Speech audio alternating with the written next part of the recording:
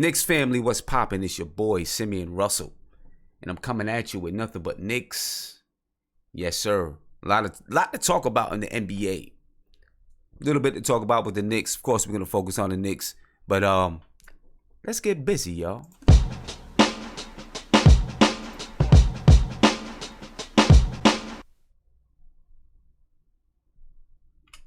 Knicks family, what's poppin', man?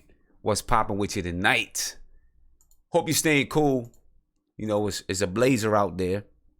You know what I'm saying? It's a blazer out there. I've had to cancel practice a couple of times. Well, at least once this week I had to cancel practice. Because, see, in the summertime, we're not able to use the gyms. We use school gyms. So in the summertime, we get thrown outside. And right now, it's blazing outside. I had to cancel practice last night. We had practice tonight. Inside, though. So, you know, that's a good thing. Had practice inside. But it's blazing outside, so I hope you guys are staying cool, sitting back, chilling, watching a little bit of Summer League basketball, NBA Summer League basketball. You feel me? Stay cool, man, and make sure you're drinking plenty of water. We don't want none of you guys passing out, overheating, getting any kind of heat stroke, nothing like that. Randy Harvey, you in Baltimore. No doubt. No doubt. Baltimore, hey, I'm like an hour from you, bro. Might have to link up. Because I'm down in right outside of D.C. And it's blazing down here. You know what I'm saying? I'm literally losing weight outside. Feel me? You know, that's a rough one. That's a rough one. But Knicks fans, man, what's going on with the NBA? That's what I want to know. What's happening with the NBA is crazy right now. It's crazy. DeMarcus Cousins signs for $5.3 million with the Golden State Warriors. That's nuts, man. I think that's nuts. I guess I understand why he did it.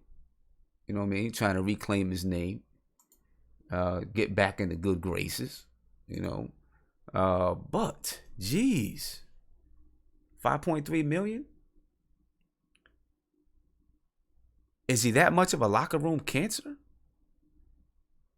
That teams didn't want Boogie Cousins? I don't know. But, you know, that's a crazy deal. And of all people, you give that crazy deal to the Golden State Warriors. Adam Silver has to be looking at the NBA right now and wondering, what do I do? Because how bad is it going to look if players, and not just the NBA, but the Players Union as well. The Players Union have to be taking a close look as well. You know what I'm saying? Because it's good if players like DeMarcus Cousins, and this probably won't happen, but if it does, if players like DeMarcus Cousins and other people continue to take pay cuts, then it's going to hurt the salaries of all the players in the NBA. So it probably won't happen because the Players Union will step in really, really quick and say, yo, y'all got to chill. Because if players continue to take discounts to sign with super teams, then that becomes the value of those players, right? That becomes the value of those players.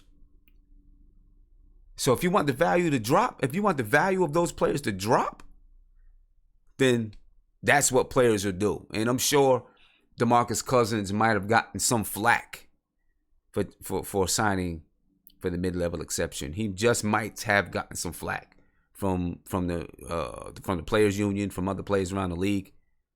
You know what I mean? Because that's what happens. You start to bring the value of the player down when you sign for that amount. You know what I mean? Now, you know, if you're a player that just,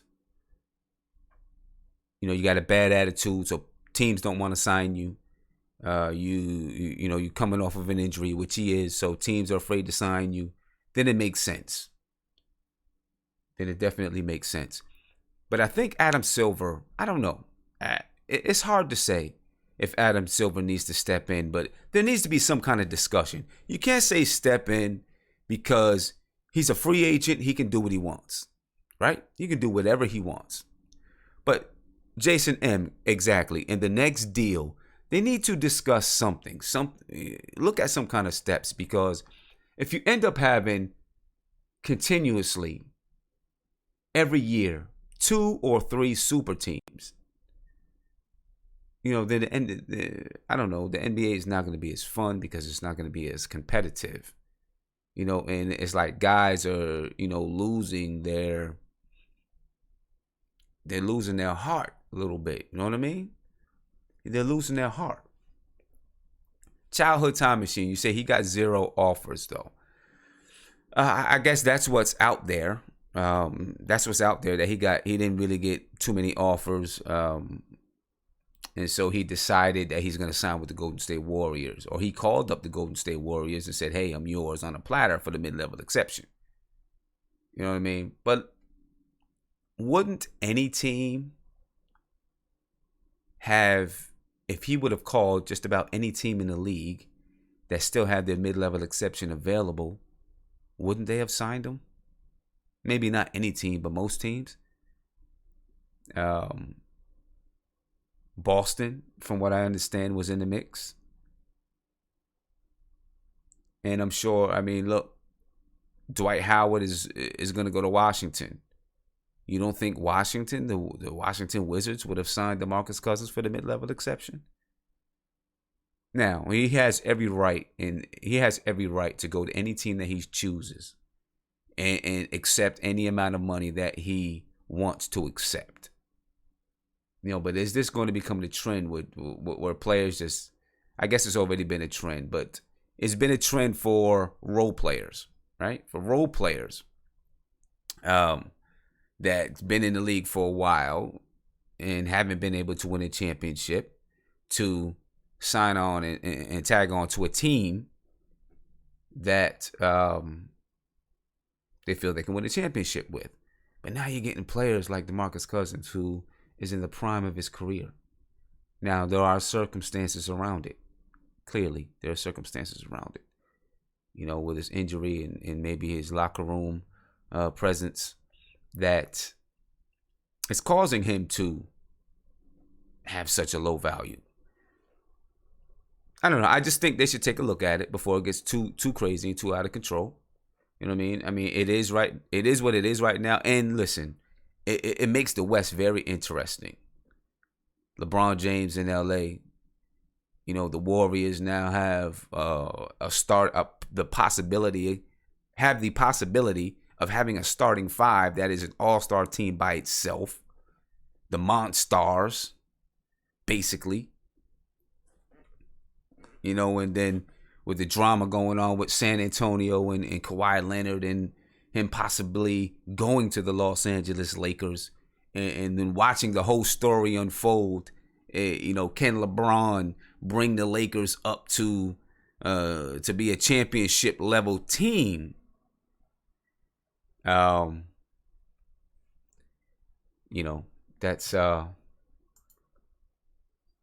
it's interesting, and it's intriguing, right? It's intriguing, and it lets you, I don't know. Obviously, the league is doing very, very well. You know what I mean? The league is doing well, and so this movement with free agents and players signing for less and all these type of things. It's obviously not hurting the league, but I think they should talk about it before it does hurt the league, because one day people are going to decide, I don't like this too much.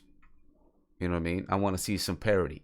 I want to see some teams, I want to see some other teams win the championship. You know what I mean? So we'll see. We'll see how that goes. Well, definitely, he took the cheap route to a ring. Killer Beats. He may have taken the cheap route to a ring. Because like I'm saying, you easily could have signed with anyone for the mid-level exception. But if it were you, and you knew that you would accept the mid-level exception, and that a championship team like the Golden State Warriors would sign you, would you do it? Would you do it? I see people asking in the chat about Courtney Lee. And I'm looking, I don't see anything about Courtney Lee right now. Mr. Tedious, drop a link for us, my brother. Drop a link, please. We'd like to see that. Drop a link, because I don't see anything. I don't see anything on Twitter. I don't see anything in the news right now. So if you could drop a link, I'm pretty sure the chat and everyone in the chat would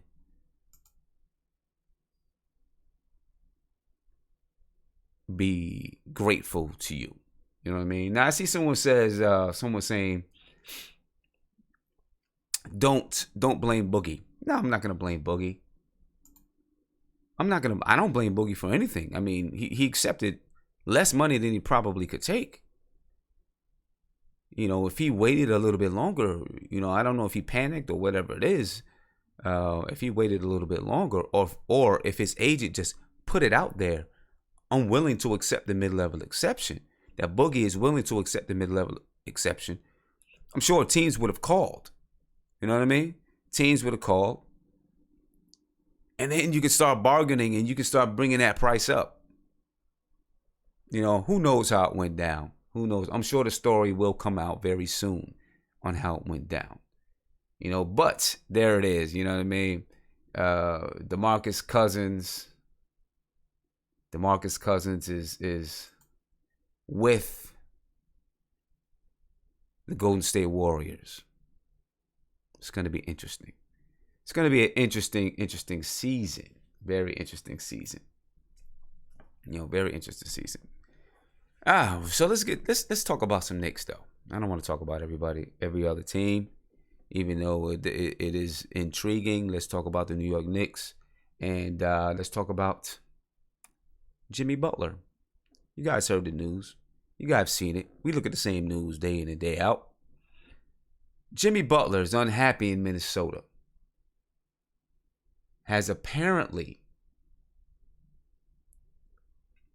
let the Timberwolves know that he will not sign an extension. What do the Knicks do? Do we pursue Jimmy Butler? Do we pursue Jimmy Butler? I mean, let's take a look at what Jimmy Butler makes. Let's take a look at his salary and when his contract is. I believe his contract is up next year. So let's see what's popping with Jimmy Butler. Look, I'm going to tell you the truth. I like Jimmy Butler. I really do. I think that Jimmy Butler, obviously, if Jimmy Butler came, you'd have to move Tim Hardaway Jr. He'd have to go because it's not going to fit in.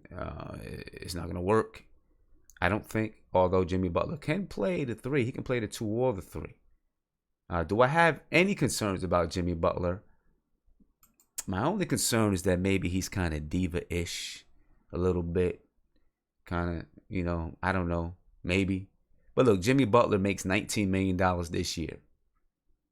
He has a player option in 2019, 2020 for $19 million. I can guarantee you he's opting out in 2019, 2020. I don't care if he was happy, if Minnesota was heaven for him, he would still be opting out in 2019, 2020 so that he can maximize his earning potential. Okay. Look, he's making $19 million and Tim Hardaway Jr. is making 17. You know, I don't know. I see some people say Jimmy Butler is a cancer. I see some people say they don't want Jimmy Butler. You know, I don't know all the whole inside story on Jimmy Butler. What I have seen is that he is a little bit diva-ish. Kind of. And, you know, does he have some bad locker room habits, or is he bad in the locker room? I don't know. Um,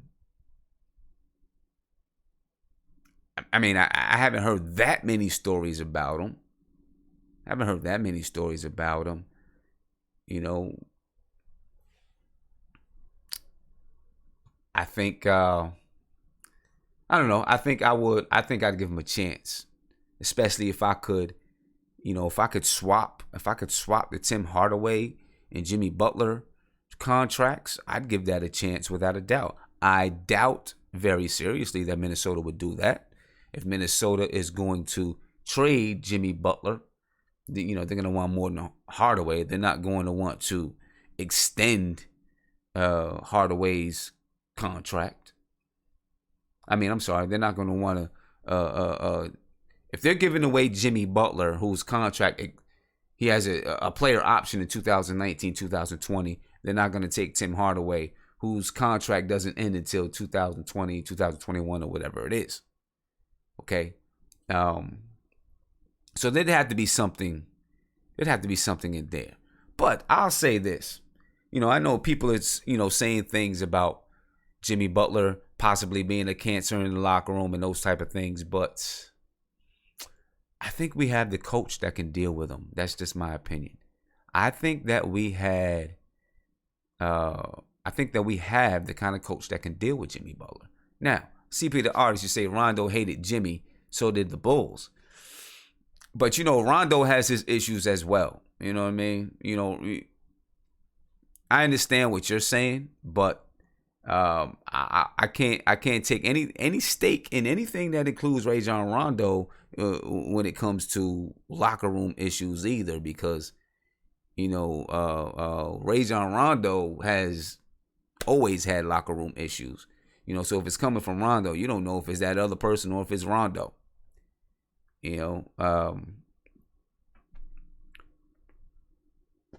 Uptown, Twan, you say Butler isn't a game changer. You know what? I agree with you there. I agree with you.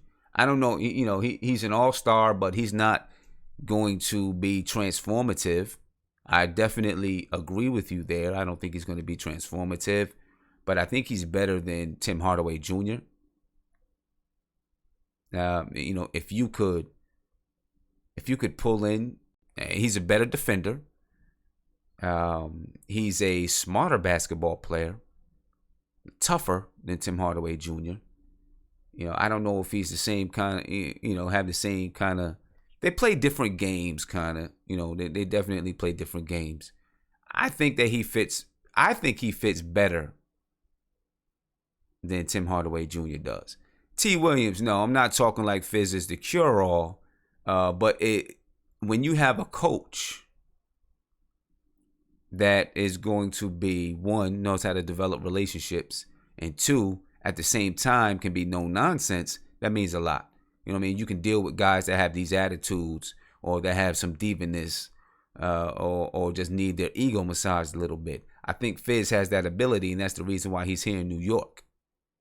Because I think he has that ability to do those type of things. You know what I mean? That's what made Phil Jackson so successful in the league. And not every coach can do it. And, you're going to have people who don't have good relationships with players. Just like Fizdale didn't have a good relationship with Marc Gasol, but he stuck with his guns. And I respect that about him. Phil Jackson with Michael Jordan and Scottie Pippen and Shaq and Kobe. You know what I mean? He was able to find a way as a coach. And I'm not saying, what he did in New York is something different, but back in the day, he was able to find a way to massage a player's ego, but at the same time, let them know what they need to do. He was a master at meshing those different personalities and characteristics. You know what I mean? Coaching means a lot, and that's one of the job descriptions of a coach. Is to pull those attitudes and pull everything together to help build that chemistry. You know what I mean? I don't know. I don't know. There seems to be some mixed emotions about Jimmy Butler. My thing is I think Jimmy Butler is much better than Tim Hardaway Jr.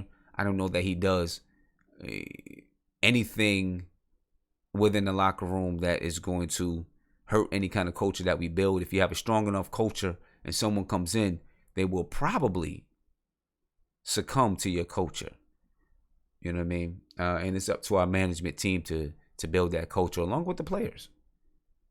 You know what I'm saying? Let me give a couple of shout outs here from the super chats. Siobhan Robinson, thank you for the super chat. You say GMs is what's wrong the Lakers could have got him. And I assume you're talking about DeMarcus Cousins. Listen, LeBron is probably pissed. Has to be pissed. He goes to the Lakers probably thinking that Kawhi Leonard or Paul George or DeMarcus Cousins is going to come. And this is what happens. He's got to be pissed. Jeffrey Civentura, thank you for the super chat. You said Kyrie and Jimmy are not coming to New York. They're going to rock with Boston until they win or blow up. Why go to the Knicks when they already got the juice? Good question. Very good question. Very good question. I don't have the answer to that. Besides the fact that this is what I'll say about Kyrie. And I'm not saying, let's run out and go get Kyrie. That's not what I'm saying. I have my reservations about Kyrie, with his knee injuries and so forth. But, and I think Stephen A. Smith talked about this before, he's won a championship, right? And he may feel like, I've won a championship. I already have a ring. I can kind of do what I want now because that's not on my bucket list. That's no longer on my bucket list. So I can do what I want. If I want to go home, if I want to be close to home, I can go close to home regardless of what the team is. If I want to be as far away from home as possible, I can be as far away as from home as possible. If I want to go to a place like LA where I can act, then I can go to LA because I already won a chip. That maybe that satisfies some people a little bit and lets them say, okay, I won my chip. Now I can go out and do this or do that. I don't know. I'm just saying. As a reason why Kyrie would or maybe might consider leaving a team like Boston for a team like the Knicks. You know what I mean? Not that I'm advocating it at all. I want to see what the Knicks have right now and what we do with it and how it meshes and mixes together, the kind of chemistry we can build. That's what I want to see from the Knicks this year. That really is my sole focus. You know what I mean? Is to see what the Knicks have before we really start to make some moves. Yeah, we need to tinker with the roster a little bit just to kind of get it in line and clean up some glut.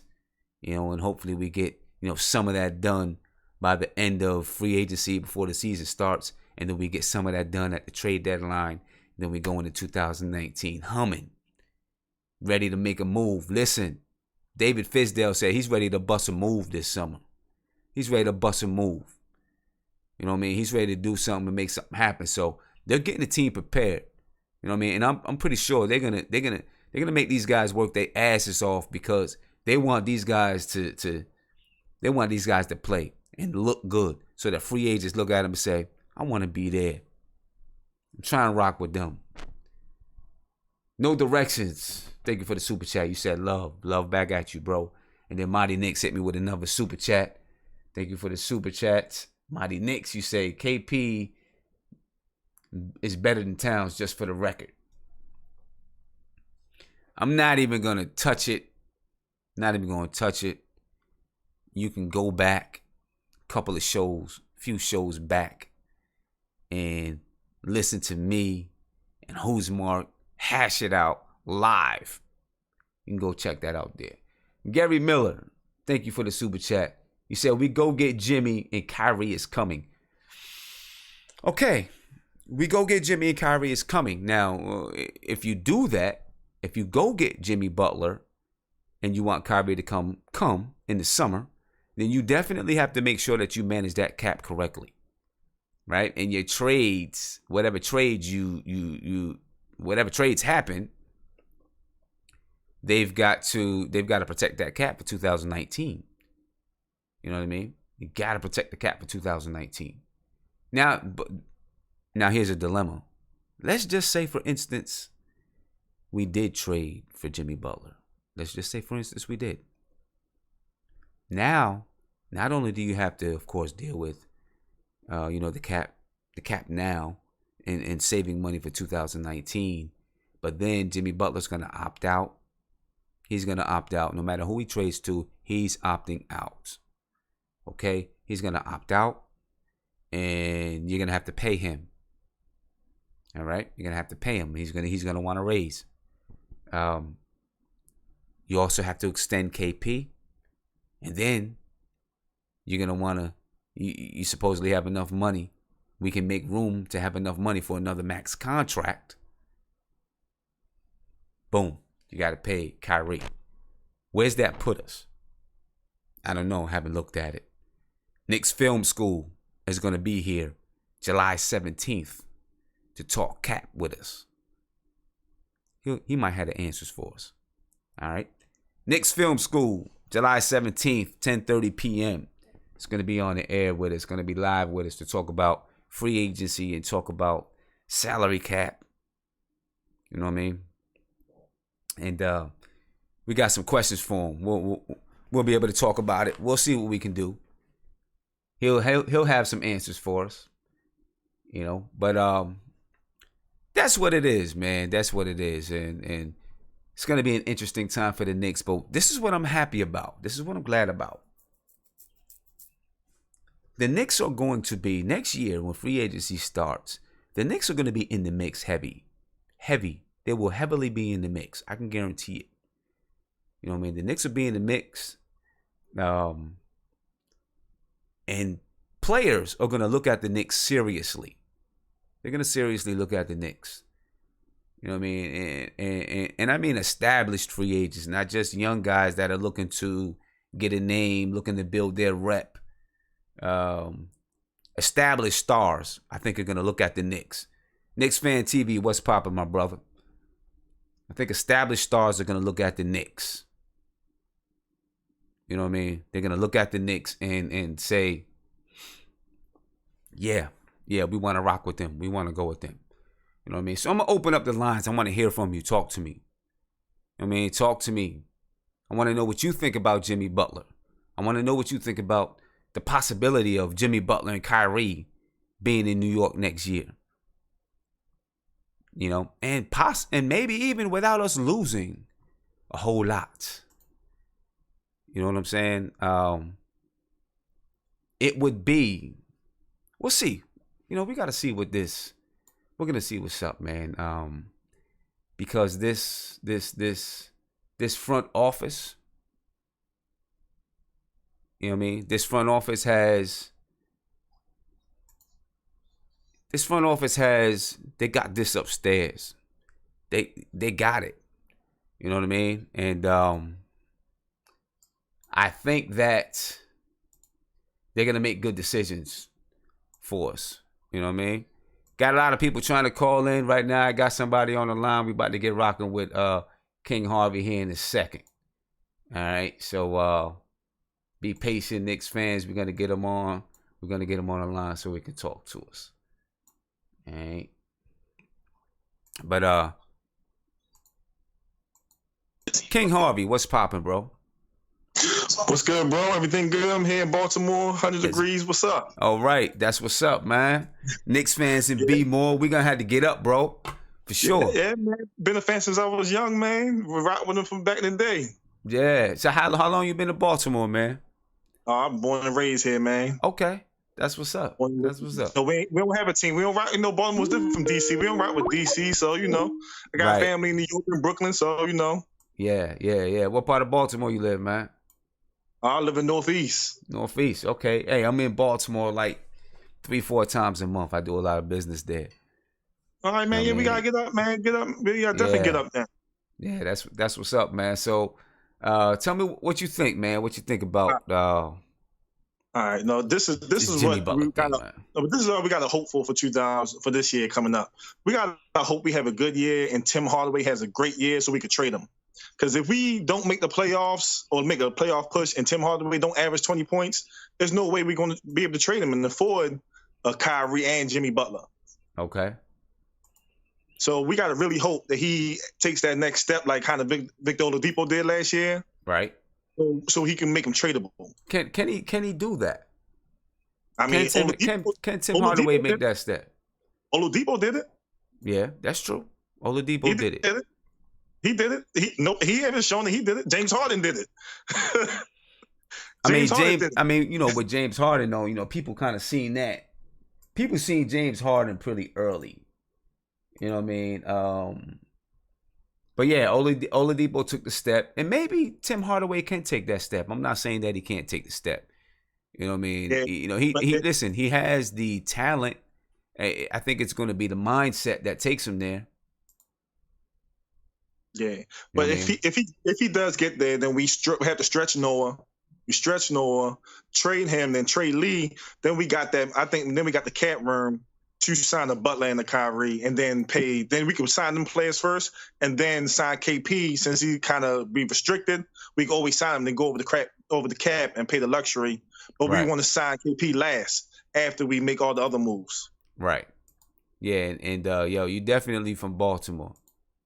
Yeah, bro. I heard the way you say room. You definitely from Baltimore. Yeah, ain't no games, man. Yeah, I represent where I'm from. But much love to the Knicks, though. Yeah, no doubt, man. Yeah, man, I listen to your show all the time, bro. Man, appreciate it. I don't really stay up too late, so I usually watch it like the next day and stuff. But yeah. Yeah. I appreciate that, man. I appreciate that. Yeah, it's good. I mean that's definitely an interesting take, and I think you might be right on with it, because if you look at their contracts, Tim Hardaway and Jimmy Butler, they have similar contracts. You know what I mean? Right. And obviously, if the Minnesota Timberwolves trade Jimmy Butler, they're going to be looking for a shooting guard. So they may want to put him in that space. The only thing is, and I guess this is not just for Jimmy Butler, it's any team. The only thing is, are they going to want to, Jimmy Butler's contract ends on, he has a player option for next year, for 2019, 2020. Would they want Tim Hardaway, whose contract is going to go for another year or two? I don't know. But check this out, right? This is when we're going to have to probably look into trading our first round pick for next year. Uh-huh. So if we trade for Jimmy, it's kind of like how Paul George, you let him come this year, we trade for Jimmy this year. Now, if he opts out, we can still offer him more money than what any other team could do, just like Paul George just did. So we got to hope that Tim Hardaway plays good this first half of the year. We could trade him for Jimmy Butler. He opts out, but we can still offer him more money than any other team could, just like Paul George. Okay. Yeah. So I think that's the way to go. I want to see us back on top. That's the way to go. Yep. And hey, listen, those could be some options, man. Those could definitely be some options. It's going to be, listen, we got the front office that knows how to make decisions. So I trust them. Right. So and then look, you put Trey Burke in that too. You put Trey Burke in that trade too. If he shows out this year, he put him in that trade too. Why not? Right. So what do you get Kyrie? So what is your mindset about Jimmy Butler overall, just as a player? He's a beast. How he would fit with the Knicks.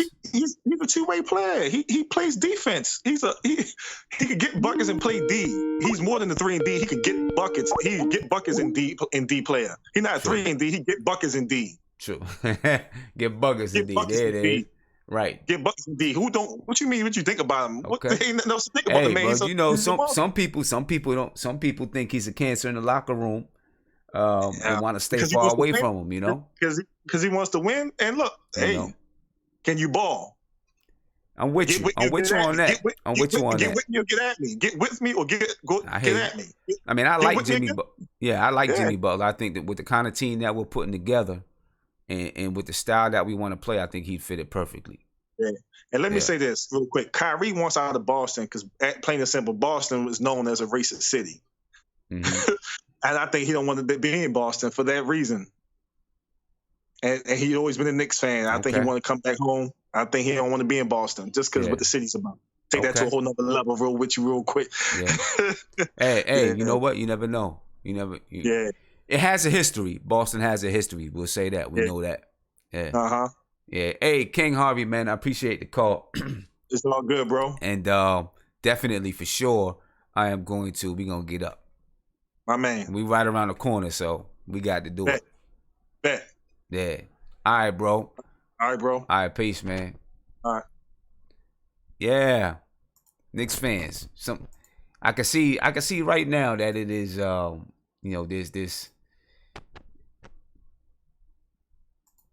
there's some back and forth about Jimmy Butler. Some people are for Jimmy Butler. Some people don't want to have anything to do with Jimmy Butler. You know what I'm saying? And you know what? That's okay. That's what Knicks fans do. That's what we do. We do that the best of all. You know what I mean? Ronald Cleveland, what's poppin', bro? Man. Them? Hey, man. Hey, you can hear it in my voice, man. It's a lovely day to be a Knicks fan, man. Yeah.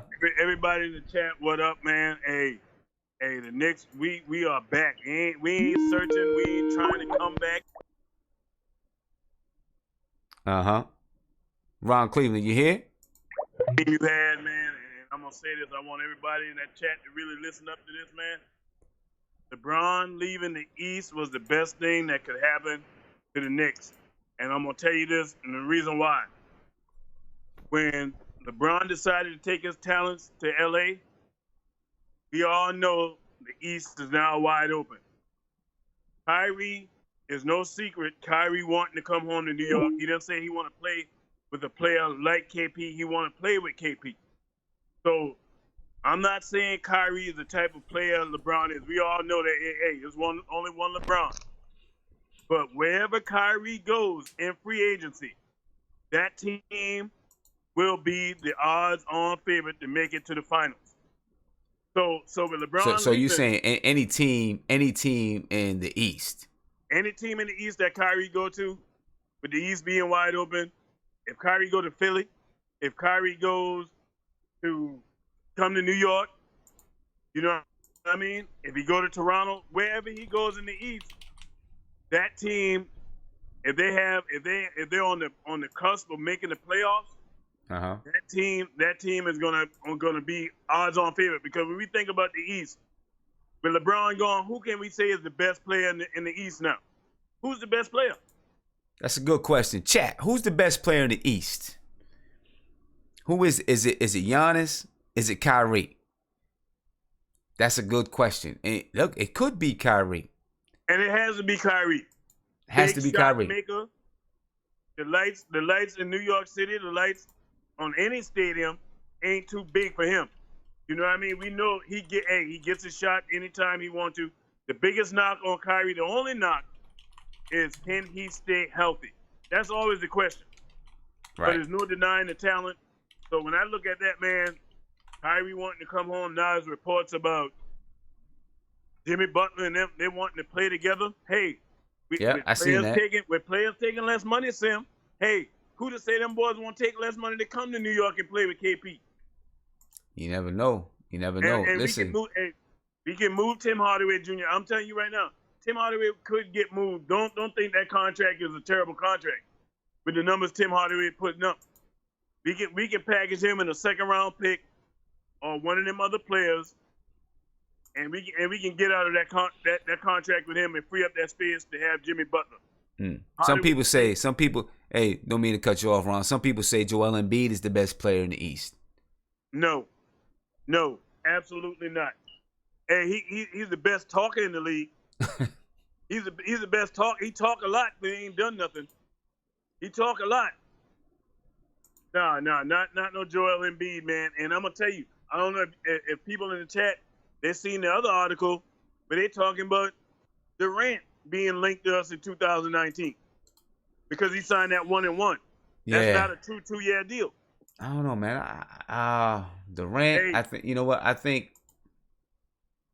Who knows? I don't know. hey, Know what? think You know about it, what? Sam.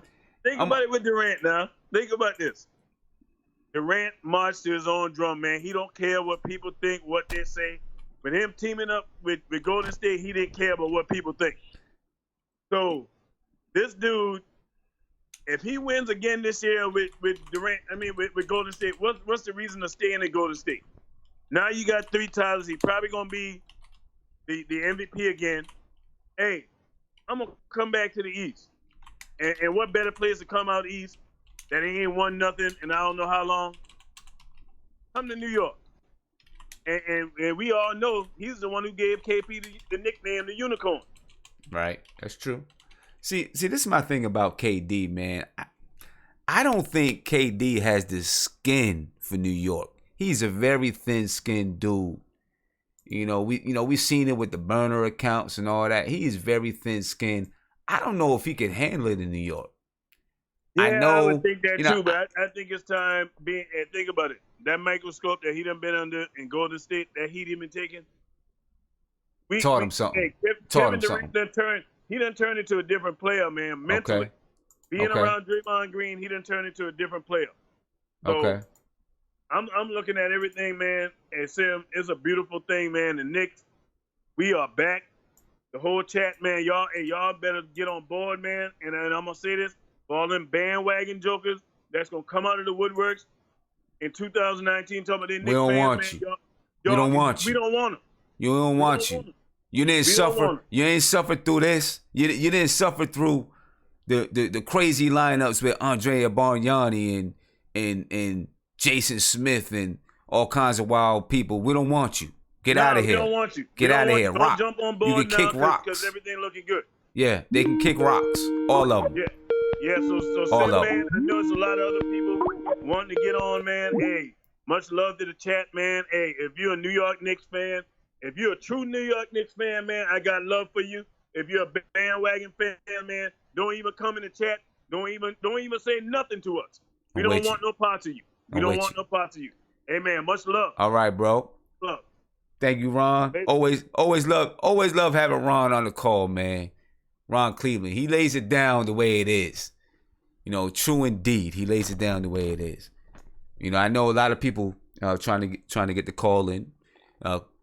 Keep calling in. I'll get to you. I promise I'm gonna get to you. You know what I'm saying? I'm gonna get to you. It's just, you guys gotta hit them buttons quick. You gotta hit the buttons quick, man. CP the artist, what's up, bro? Finally, man, I gotta go through listening to you and Ron Cleveland talk like two old men. Come on, man. It's been like weeks. It's been weeks since I got to talk on the chat. Man. It's been a while. It's been a while. Let me just get my point. Hey, I'm gonna be in ATL in a couple weeks, man. I'll be in ATL. I got that painting for you, man. I got that painting for you. Definitely. Yeah. Yeah. So what's on your mind, man? I know you're not feeling this Jimmy Butler thing. Yo, my best friend, he's a fellow Knicks fan, and he tells me every year, it's a CP. Stop getting your hopes up. Because every time you get your hopes up, the opposite happens. And the thing with us Knicks fans, with y'all Knicks fans, some of y'all Knicks, especially in the chat, you get your hopes up by these rumors and innuendos for nothing to happen. If Jimmy Butler came to the Knicks, as I was trying to say in the chat, he has a history of hating young players because of their worth ethic and everything. The thing with Rondo was that Rondo was like, look, instead of criticizing the young players, back when he was with I remember that. Boston, the veterans, they brought them up instead of bringing them down. Right. Fast forward to his plight in Minnesota, where he got this budding young player where he's trying to, dog him out, where after he came off of a bad series with Houston, which is Karl Anthony Towns. Right. So You see this history, and also we have to remember what happened here with Carmelo. We were trying to rebuild, get young players, get them on the timeline, and develop very slowly. But Melo was like, "Look, I want that ring, and I'm out." When we run the risk of trying to get a star in New York that's above the age that we're trying to develop these kids at, right? You have this gap where they want to win a championship and they're not patient enough. Look what LeBron is doing in LA. He's ready to get rid of all these young players so he can get these veterans in. Right. So he could play with people he could actually trust. Look what happened in Cleveland when he got rid of all the old players, and then the young players, they didn't know how to be in that pressure. I do not believe Kyrie is ever coming to New York. I believe it's a ploy to get more money. Just like they always do. Look what Paul George. For the last 2 years, we thought Paul George was going to go to L.A. It was a done deal. Now let me ask you this though. What you were saying about, and this is not even just pertaining to Jimmy Butler. This is pertaining to anyone his age. If you can pull in, if you have the ability to pull in a player, even if they're 28, Jimmy Butler's 28 years old, but you can move a player that's 26 and 32, or something like that, to get that player. You still kind of, you're still building through the youth. You just add it to that talent pool. But if you look at, I looked this up earlier today. The youngest team last year that was in the playoffs were the Portland Trailblazers. At their average age was 24 years old. Okay. 24 and 6 months, whatever. Right? They had two.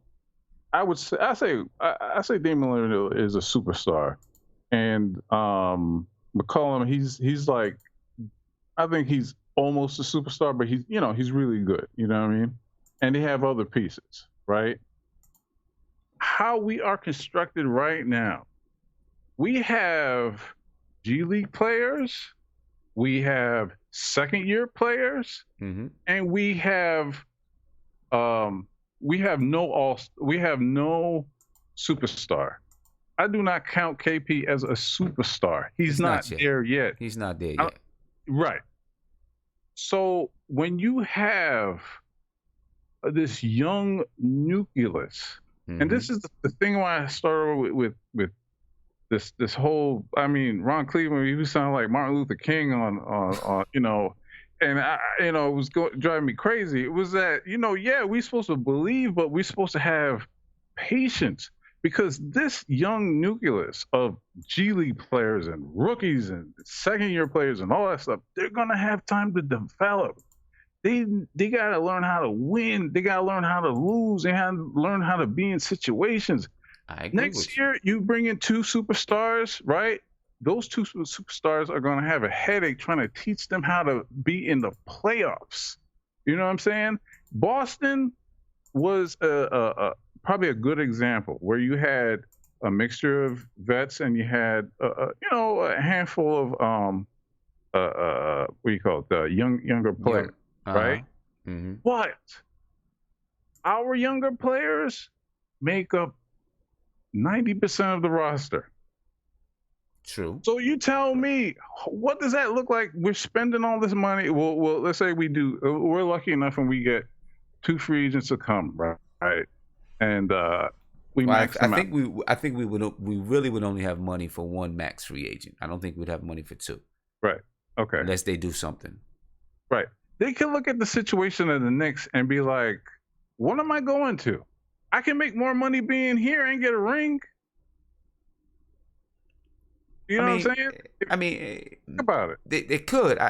You have to take in some personal things. And listen, I'm not advocating for Kyrie. I have a lot of reservations about it. I mean, Because of his knee situation. I love Kyrie Irving. I think he is a tremendous basketball player. Oh yeah, I love him too. If he didn't have the knee issues, I'd be like, let's go get him. He's 25 years old, 26 years old. But I'm just scared that we're gonna give him all his money, then we're gonna be dealing with Amari Stoudemire again. Although Amari Stoudemire, I'm afraid of that. My thing is like I like this young team. Like I'm excited. I can't wait for the summer league games. You know what I'm saying? Mm-hmm. See how they are. You know what I mean? But I'm not thinking playoffs yet. Well, I'm not. I'm going to be patient. Yeah, and listen, I am patient. I'm patient, and my thing is this: the only way that if I'm a GM, if I'm the GM of the Knicks, if an opportunity comes where I can upgrade my team significantly without messing with my youth, you have to do it. I feel like you have to do it. Right. You know what I'm saying? Because then I'm like, okay, so now I have, and I'm not saying it has to be Jimmy Butler, right? Because let's just say everything you say is right. Then maybe he's not the right guy because he's not able to lead the youth, right? But if you find the right guy that you say, you know what, we can upgrade and he can be a leader for our team. Yeah. Then I think you have to go with it. Even if they're 28 years old, you can say, this guy could be the one that takes us, that helps us to get to that level. And in 2 years we're there. Yeah. Yeah. I mean, I see it as, I mean, I can't crap on it. If it happens, it happens. You know what I'm saying? I'm going to be a Knicks fan regardless. But I temper my expectations. You know what I'm saying? Because I know how these things turn. You know what I mean? Look, me and you, we're around the same age. Mm-hmm. The last time there was a Knicks championship was 45 years ago. 45 years. I could wait another 5 years, man. I could wait another 5 years. I could wait another 5 years. I can't wait another 45. Another 45. No, me neither. Man. I'll be passing my pain along to the next one. Yeah. You know what I'm saying? If I wait another 45. But I hear what you're saying. I definitely hear what you're saying. My thing is just I can't wait to see how they develop. Like I want to see Frank in 2 more years, Knox in 2-3 more years. You know what I'm saying? Alongside a KP. You know what I mean? I believe that with their steady development and not this city ripping these kids apart with expectations, you know what I'm saying, where we allow them to develop. I love the course that Scott Perry and everybody is taking, is because you know what? They're doing what they're saying. They're getting young players and they're like, hey, you know what? This we're developing in y'all. You know what I'm saying? And you're gonna have to prove it on the court. You know what I'm saying? And you know what? That is the crux. Here's the other thing from a business standpoint, and I'm gonna let you go. From a business standpoint, when we talk about max contracts, we are also putting ourselves in salary cap hell if we don't have a base of other players who don't make that much around, where you know what I mean. So like what the Lakers are doing, I think LeBron is ready to destroy that franchise with all the garbage that they got, hoping that next year that they'll we'll just do this all over again by trying to trade some of the young players. Is just that I don't want that for the Knicks, where they say, okay, you know what? We got these 2 max players. We might as well just clear the deck, get rid of these young players, and see what we got. You know what I'm saying? And I'm with you with that, because you see what's about to happen, and you see what's going to happen in LA. You can see it right now. Yeah. And it happened in Cleveland. Right. It happened in Cleveland. I feel like, and this is right now, we'll have to see what they do, that they have a plan and they're going to stick to the plan. And if they pull in one of these free agents, that free agent is going to have to go along with the plan. That's what I feel right now. with Scott Perry, and they say, okay, and I'm gonna read off the free agents a little bit later on, but they say, okay, Jimmy Butler, you're a free agent. We're gonna give you this contract, but here's the plan. But if you don't go along with this plan, because we're not gonna deconstruct our team, if you don't go along with this plan, then we'll move on to the next guy. I feel like these guys would do it. We'll see. All right, let me let you go, man, because I know you what's up? No, I was just saying, we'll see, man. We'll see. Definitely. Great call. Yeah. Great call. Right, got homie. a lot of support in the chat. I'm watching. You got a lot of support in the chat. Hey, man, whether I get support or not, man, I'm always going to keep it 100. Rocking. I feel you. Yeah, but listen, like I said, I'm going to be in the ATL on Thursday the 26th. I'm leaving. We have a tournament on the 22nd. I got a crazy couple of weeks coming up. 20 basketball games in 23 days. It's going to be crazy. In the ATL 20. So I'll be in the ATL. I'll be in the ATL the 26th through the 30th. All right, bet. Yeah, Man. the 26th through the 30th. I'll be there. So I'm gonna definitely hit you up. All right. Word. All right, man. Peace, man. Later, homie. Later. Peace. Yeah. So we got a lot of talk, a lot of ideas going on about Jimmy Butler and the New York Knicks. Listen, I do agree. I definitely agree that you have to be patient and we have to wait for we got to let these guys develop. We do. We got to let the guys develop. But I truly believe that if you have a chance to add a player, and by adding that player, you are not hurting your youth. You know what I mean? But you've got to fill everything out. Is that player going to be willing to grow along with the team? So on and so forth. But if you can add a player, you almost have to do it. If you can add a player that's going to upgrade your team. And listen, yes, upgrading your team, not only does it mean on the court, but it does mean in the locker room as well. You know what I mean? It's got to be both. You got to do it. But you can't, players don't come along like that. You know what I'm saying? They don't always come along. Yeah, Knicks Fan TV, definitely. Eventually, you have to pull the trigger. You know what I mean? You got to pull that trigger. Players don't come along. And if you don't pull that trigger, you don't pull the trigger and you miss out, then now you're waiting and you're developing and you got a youth movement going and everyone's 28 years old. And everyone's still saying, well, we got a youth movement going. At some point, you got to pull the trigger. I'm not saying this is the right time right now, but at some point, you got to do something. Mike Hawks, look down at the bottom of the screen, bro. Look down at the bottom of the screen. Knicks Fan TV, man. Give me a call, bro. Give me a call. Yeah. So let's talk about some Knicks free agency. And, there are people calling in. I'm definitely going to get to you. Don't worry about it. I got you. Let's talk about this free agency right now, because the Knicks free agency right now is going to lead to some other things that's going to be, that's got to happen, or it's already led to some things that's got to happen. You know what I'm saying? So the Knicks have signed what's his name? Can't think of his name now. But we got two-way contracts right now. Right? So right now we got two-way contracts, and what do we got? 16 guys on the roster, 18 guys on the roster. We got to move somebody. We're going to talk about that in a minute. But right now, let me get to my man, CP from Knicks Fan TV. What's poppin', my brother? Sim, what's good, man? You can hear me okay? Yeah, everything is good, bro. Everything is good. Good, man. It's a little confusing when you're on the other side, man. You know what I'm saying? Yeah, I know. Yeah, man. But first off, let me respect the protocol. Salute to the chat. Yo, Black is time. What's good? Salute everybody out there. Happy 4th of July, man. Appreciate you, bro.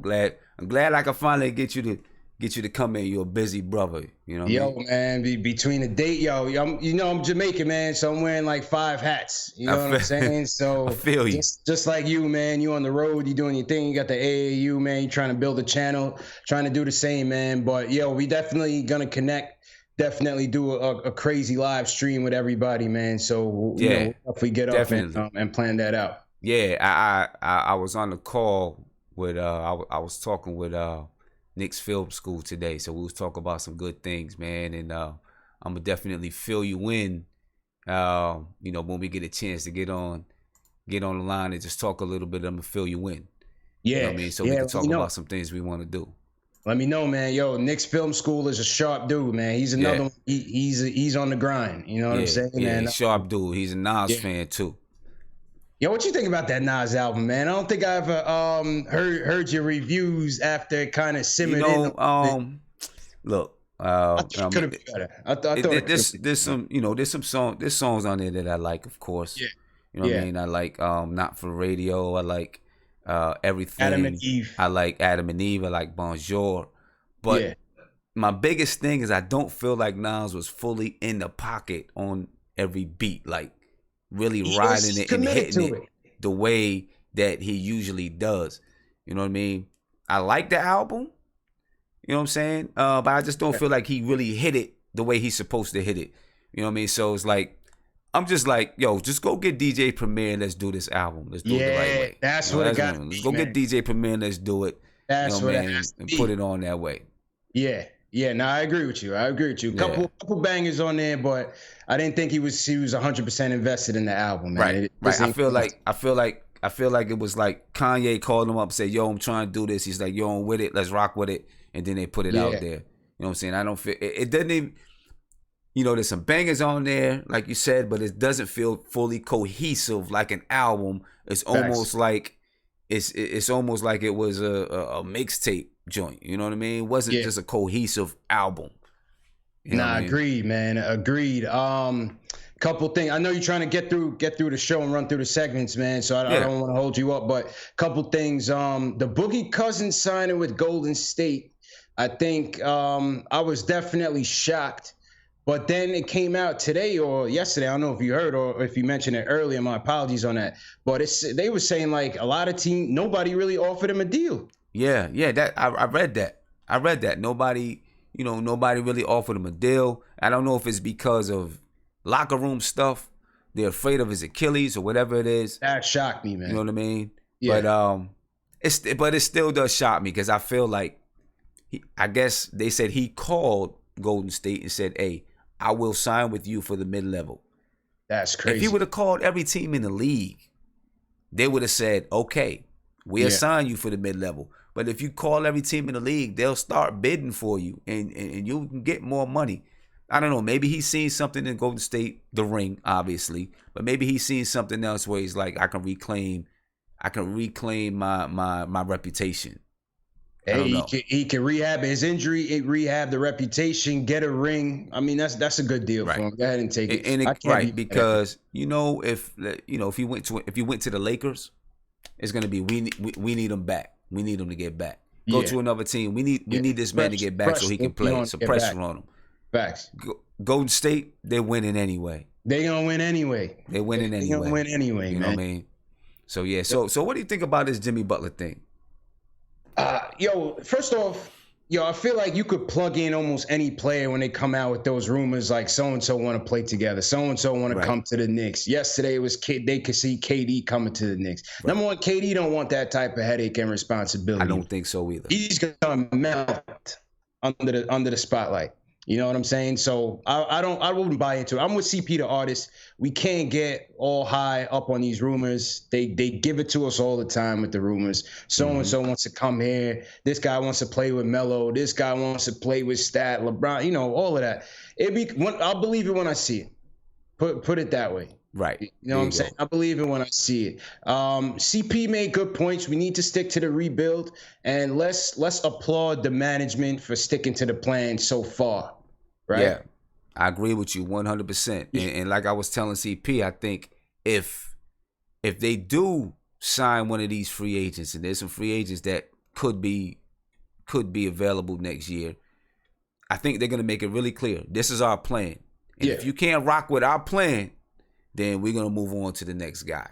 You know what I'm saying? I think we have that type of team in the executive office right now.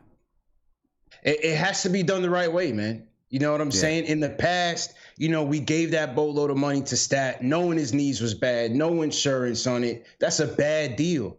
You know what I'm saying? But we were so desperate, so hungry for wins, so hungry to get the Garden back. It was Dolan gave it to him. You know what I'm saying? We bring Melo in on his contract and toss half the team out to get him. Right. So we back to square one, plugging in players here, plugging in players there. That's not the right way to do it. You know what I'm saying? Right. We have to, I think the goal is to get these guys developed. Hope Knox can develop over this next year. Hope Frank can develop over this next year. You have Dotson, right? Focus on the one max deal first. You know Courtney Lee's going to get dealt. Noah's going to be the tricky one in terms of, are we going to stretch the contract? Are we going to have to pair the 2019 first rounder to try to get him traded? That's going to be a bit trickier. So I think the most likely move to happen, most likely domino to fall is going to be Lee getting moved. Yeah. I think Lee, and I think Lee's preparing himself for it. He knows. Look, he doesn't fit in with what's happening right now. Yeah. With the Knicks. Yes. And he's at the point in his career where he needs to be playing for a team that can contend for the playoffs at the very least. He needs to be playing basketball. But he served his time well though over the last 2 years. I can't say about Lee. Exactly. I got so much respect, a lot of respect for Courtney Lee. And, and if he doesn't get dealt, Courtney Lee will come in and play his role and play hard and be, a leader to some of these young guys. I believe that. I think if I'm management, I'm like, look, let's do right by this guy. He thought he was coming here to be on a championship caliber team when it was Derrick Rose and Melo and that whole crew. He thought he was coming to be on a championship team. It didn't work out. Let's put him in the right spot. I really do believe as management, your job, not only, of course your job is to build your team, but when you have players, you got to take care of them. You know what I'm saying? Don't just, deal them to some bum squad that's going to be bad for the next 10 years. And now they got to deal with this. Try to put them in a good position because then, you build that reputation throughout the league and players look and say, you know what? I trust these guys over here. If it's not working out, they're going to try to get me in the right spot for my career. They care about my career. And it's the right thing to do with Courtney Lee. That's it. And that's all part of rebuilding that image at the Garden, man. You know what I'm saying? I think Perry and Mills are really trying to rebuild that reputation. Yeah. You know what I mean? But last thing on the building, right? I'm all for building through the draft. I'm with it. I'm with the rebuild. I want to see what Knox can do, like I said earlier, Frank, Dots, and all these guys, to CP the artist's point. But to your point, there comes a time where you're going to have to pull that trigger if you have the opportunity. Yeah. Yes, Kyrie's a risk with the knee injuries. We know that. Jimmy Butler, we don't know if he got attitude problems. I don't know what the issue is with him. They say he got attitude problems with the young guys, but he chose to go to a young team. Right. Well, they traded for him. Rather. But if you're telling me that at some point we can make KP the third option, legit option, behind two stars, you still have Frank, you still have Knox, and you still have that young infrastructure. You got to try to pull that trigger if you can. Yeah, you got to. If you can, if you can do that and stick with those young guys that are going to come up afterwards. Right. When those guys that are 27, 28 years old, and they get a little bit older and it's time for them to move on. You got young guys that's going to step in. Yeah. If you can make that happen, you got to do it. You got to do it. You got to do it. Just because you got a young team don't mean they're going to go anywhere, man. Phoenix been a young team for a while. Milwaukee Bucks been a young team for a while. The Sixers is just starting to turn the cusp, but they making the right moves. They plugging in those veterans, you know what I'm saying, to help them get over the hump. So we'll see. We'll see, man. But listen, let's just stay patient, stick to the build, appreciate this management. Oh, one more thing, too. I want to give credit to Fizdale. They said when Hezonja signed, they said he had multiple offers. Right. Supposedly he had multiple offers, one with Portland, one with another team out west, I believe. and they said the reason he chose the Knicks was because of Fizdale. And if that's true, you got to give credit to Fizdale and hope that, you know, in the future he could pull some bigger fish in here. But that's a great sign, man. Yeah, definitely. Hey, before you get out of here, man, let us know when you're on next. I'll be on Saturday, 12:30 Eastern. I got Jonathan Macri from the Knicks Wall coming in. We're going to talk some trade scenarios involving Courtney Lee. Okay. Saturday, 12:30 Eastern, man. So definitely check it out, man. Definitely, for sure, man. Saturday, 12:30 Eastern. You know what? I'm gonna be in the middle of a fundraiser, but I'm at least get on and maybe try to call in or something like that. All good, man. Yeah, definitely. More welcome, man, and definitely good luck to you and the AAU team, man. Appreciate it, man. It's a lot of work. It's a lot of work, but I love coaching the girls, man. It's fun. A lot of fun. Yeah, them all-day tournaments take a lot out of you, man. Yeah, but man. For sure, man. We New Yorkers, man. We're That's resilient. That's it, man. Hey, so yeah, I'm definitely gonna get up with you, so we could talk about what we was talking about with Knicks Film School, and we got something just for all you guys to know. You know, we're gonna be planning something for you guys that I think you guys really gonna love. So yeah, pay attention. Just keep paying attention. Yeah, definitely. The collab it's got to be something worthwhile, man. We're gonna do something meaningful for sure. Yeah, it's gonna be tough. So thank you for calling in, man, and I'ma holler at you. Check them out. Saturday, 12:30. Check out the show. Sir. It's always good. Salute, Sim. Appreciate it, man. Peace, man. All right. Yes, sir. Knicks Fan TV. Got a lot of respect for them guys over there, man. They always doing their thing. And look, as a Knicks family, Knick Nation, man, we working together to make this thing pop off for everybody so we can all enjoy it. You know what I'm saying? Because we right on the cusp of doing something big. So we all gonna do it big together. That's how it goes down when you're a true New York Knicks fan, man. Listen, I know a lot of people didn't get a chance to call in. Call in, please. You know, talk to me. I want to know what you guys thinking. But let's talk about Knicks free agency. Mark, I got you in a second. Let me get through this. Let me get through this in a minute. Let's talk about Knicks free agency. The Knicks have given Isaiah Hicks a two-way contract, another two-way contract. Okay, so that means that the Knicks have to,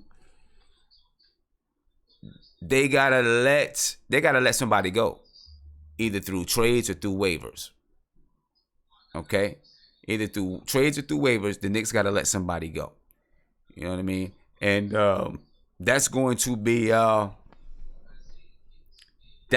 move that's got to take place. Clearly, it has to take place before the season starts. We're going to talk with Mark in a second, and then we're going to get to talking about what should we do? Who should we move? Is it Courtney Lee? Is it Joakim Noah? Is it two? Do we make a trade, a 2-for-1? How do we make this pop? You know what I'm saying? Hey, Mark, I need you to turn that down in the back. Yeah, I can hear it, man. I need you to turn that down in the back. What's popping, Mark? Who's Mark on the line? What's popping with you, bro? Listen, free agent, everybody could go. You know what I mean? Noah could go. Lance Thomas could go. Courtney Lee could go.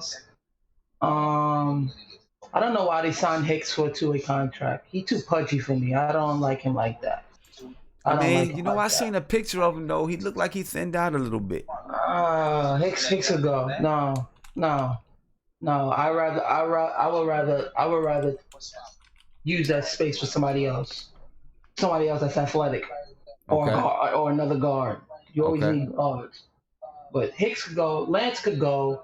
Because Lance, let me tell you, I like Lance a lot, but you can't play 4 and 5 when you're in the NBA right now, and he has no offensive ability. It's terrible when you watch him. His defense is good though, from time to time, but you have to have offense. Everybody has to be able to score on the floor at least, right? Especially in this league right now. So that's where we got this. That's where we got to go as a team.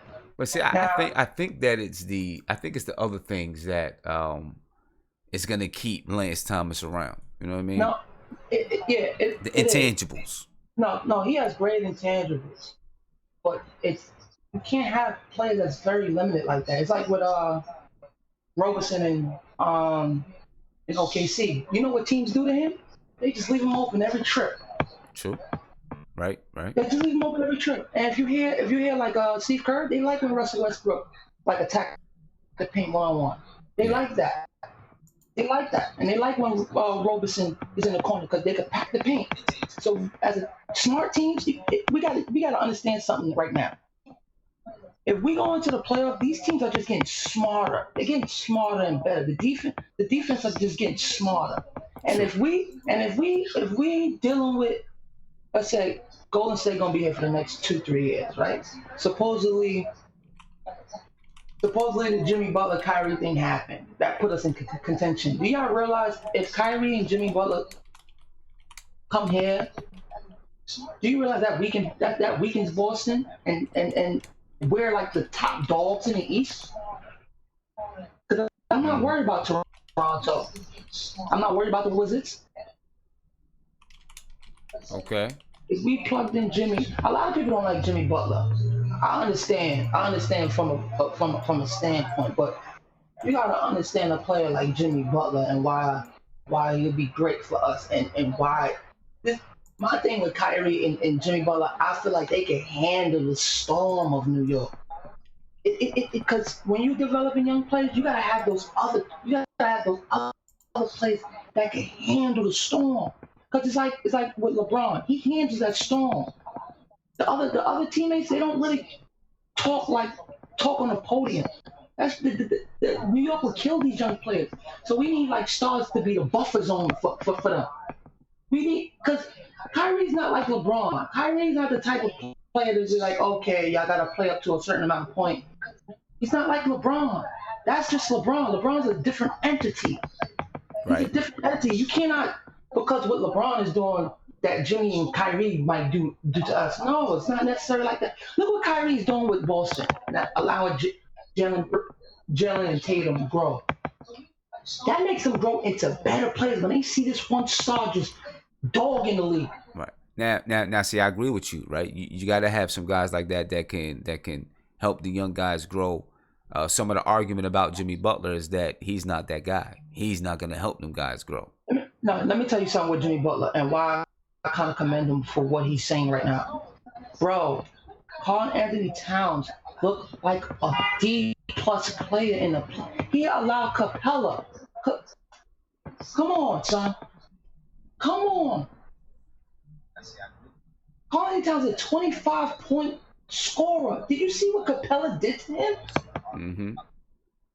And as just Jimmy Butler, as a player, he got dogged, like he got ragged by Capella. It's not like Karl Anthony Towns fought back. Karl Anthony Towns didn't do anything. Capella owned him completely.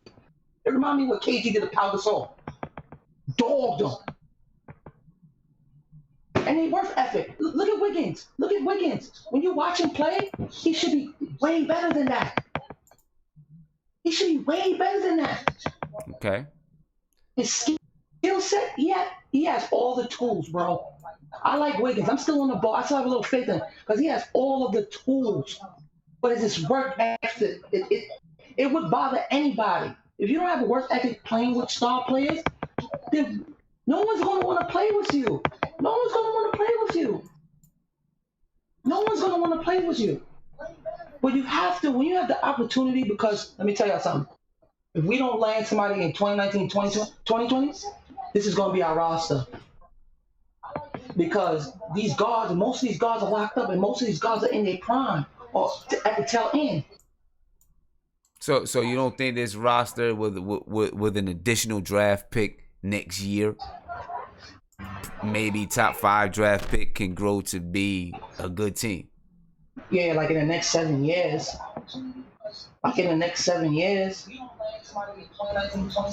Okay, so you're not willing to wait for the next 7 years?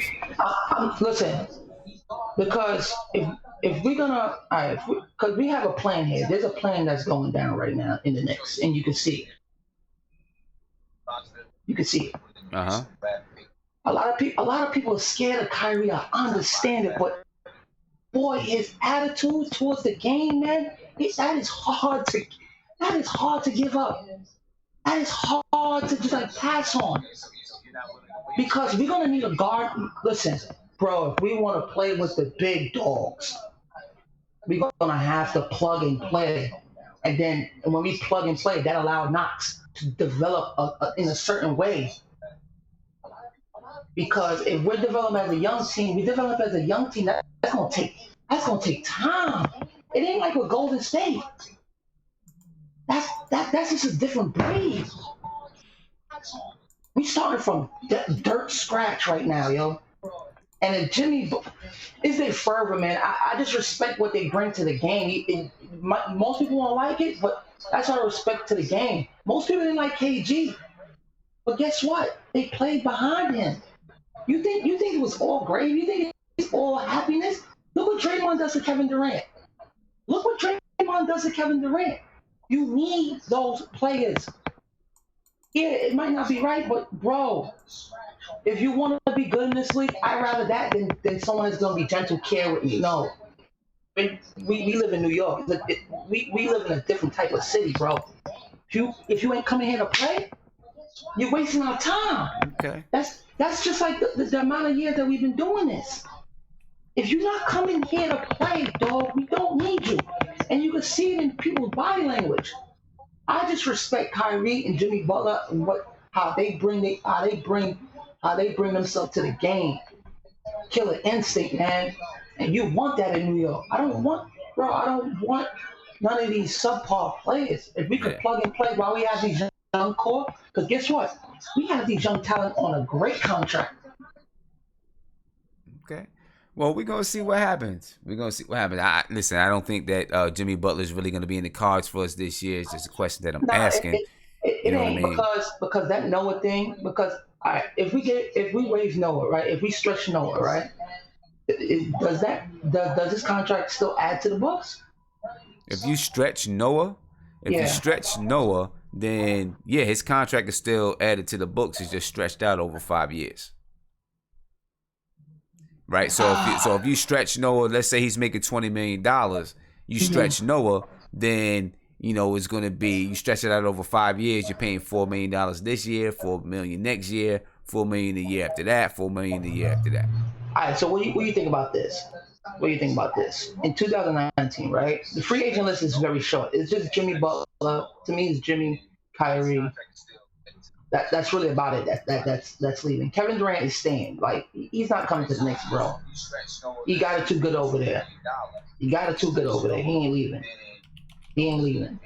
The two main people are Kyrie. How about if we pick Kyrie out the litter, right, for 2019, right? Mm-hmm. And we have Kyrie playing with these young players. Frank playing behind him. Knox playing with us. Porzingis might be back. That's a two-man punch while we have all these other players growing underneath these two budding stars. Well, Kyrie's a superstar. And then Kristaps is going to become a star within due time, because he's only going to go up. Because he showed no signs of ever going down. So with me, when I'm watching, he's just going to go up. Okay. How you feel about just getting Kyrie and just waiting to 2019 while Noah come off the books? Most of the players come off our books. I mean, you get, if you can do, if you can one get at a time. We plug one at a time. Listen, I'm still, if they went and they got Kyrie in 2019 without, reasonable contract, without giving up draft picks, of course, he's a free agent, so they wouldn't give up draft picks or they wouldn't give up any players or anything like that. I can live with it. And then you just got Kyrie, KP, the rest, you got a 2019 draft pick. You got Kevin Knox. You know why I want to keep that? You know why I want to keep that? Because if we're not good, if that pick next year become a top 5 pick, that can also be a big for another star. We could trade that. I mean, it's a lot of stuff you could do, right? It's a lot of stuff you could do. Because I think I feel like Damian Lillard, I think he could be leaving Portland. I don't know, because he has a good up there and everything runs through him. So I think it'll be hard picking him out the litter. Yeah. We would have to suck so bad, but I just don't see it. Yeah. Well, hey Mark. Always love your input, man. I know I got a lot of people trying to get on, so I'm gonna let you rock. Yeah, man, let them on. Yeah. Let you rock. All right. Appreciate the call as usual. And, all right, dogs. All right, peace, man. Shout out to the chat. Peace. Yeah. Well, I mean, we'll see what's gonna happen. But this year, free agency for 2018 clearly is not as exciting for the New York Knicks. I mean, Super Mario was exciting for me because he's a young guy that I think might be able to do something. But next year is going to be the year. There's going to be some stuff going on next year. And I see some people talk about the timer. I'm going to throw this timer on. You're right. See, I need you guys to keep me in check. Sometimes I lose focus a little bit. You know what I mean? Keep me in check. Let me know when I'm effing up out this jump. You know what I mean? Keep me online. So I got my man, Isaiah. Hold on, Isaiah. One second. Let me get you right. Okay, Isaiah on the line. What's poppin', my brother? What's poppin', Sam? I'm chilling, man. How you feeling? Feeling good, man. There's gonna be some stuff going on there. Isaiah, there we go. What's up, man? I said, you know what's crazy? People are forgetting. I got a lot of confidence in this roster, and people are forgetting what the foundation of Golden State is. People are truly forgetting the foundation of what Golden State is. Their team is literally, they're built on the draft. They're the reason why people believe in the draft. You know what I'm saying? Right. I believe, why can't that be us? Why can't we just sign one player and then, let's say Knox or Frank? Why can't they become it? Why people they can. People are, and that's what, don't, and no disrespect to who's Mark, but it's like, bro, I think a lot of people forget where they come from, where Golden State players came from. Right. If I told you in 2009 Curry would be the greatest shooter of all time, you would have been like, okay. If I would have told you in 2011 Klay Thompson would be the second greatest shooter of all time, you would have looked at me like I'm stupid. You would have said Reggie Miller. You would have said Ray Allen. If I would have told you Draymond Green, a second round pick, would have been who he is right now, you would have said who? So people got to understand it's how you develop, man. It's all about development and everything, because their team is literally built on a draft. Besides Kevin Durant and Iguodala, right? And they still got some guys. I mean, there's still some guys there that they picked up through free agency. I mean, their main pieces: Curry, Klay Thompson, Draymond Green, built through the draft. Then everyone else is kind of free agency filled in the pieces. And let me tell you something, Sim. What really changed the Warriors' fortune forever was signing Iguodala. Yeah, that changed. That was big. That was big, man. And people don't understand that Kevin Durant was good, but Iguodala is the reason why Golden State is where they at. People are gonna comment and say he's something up, but that's what I believe.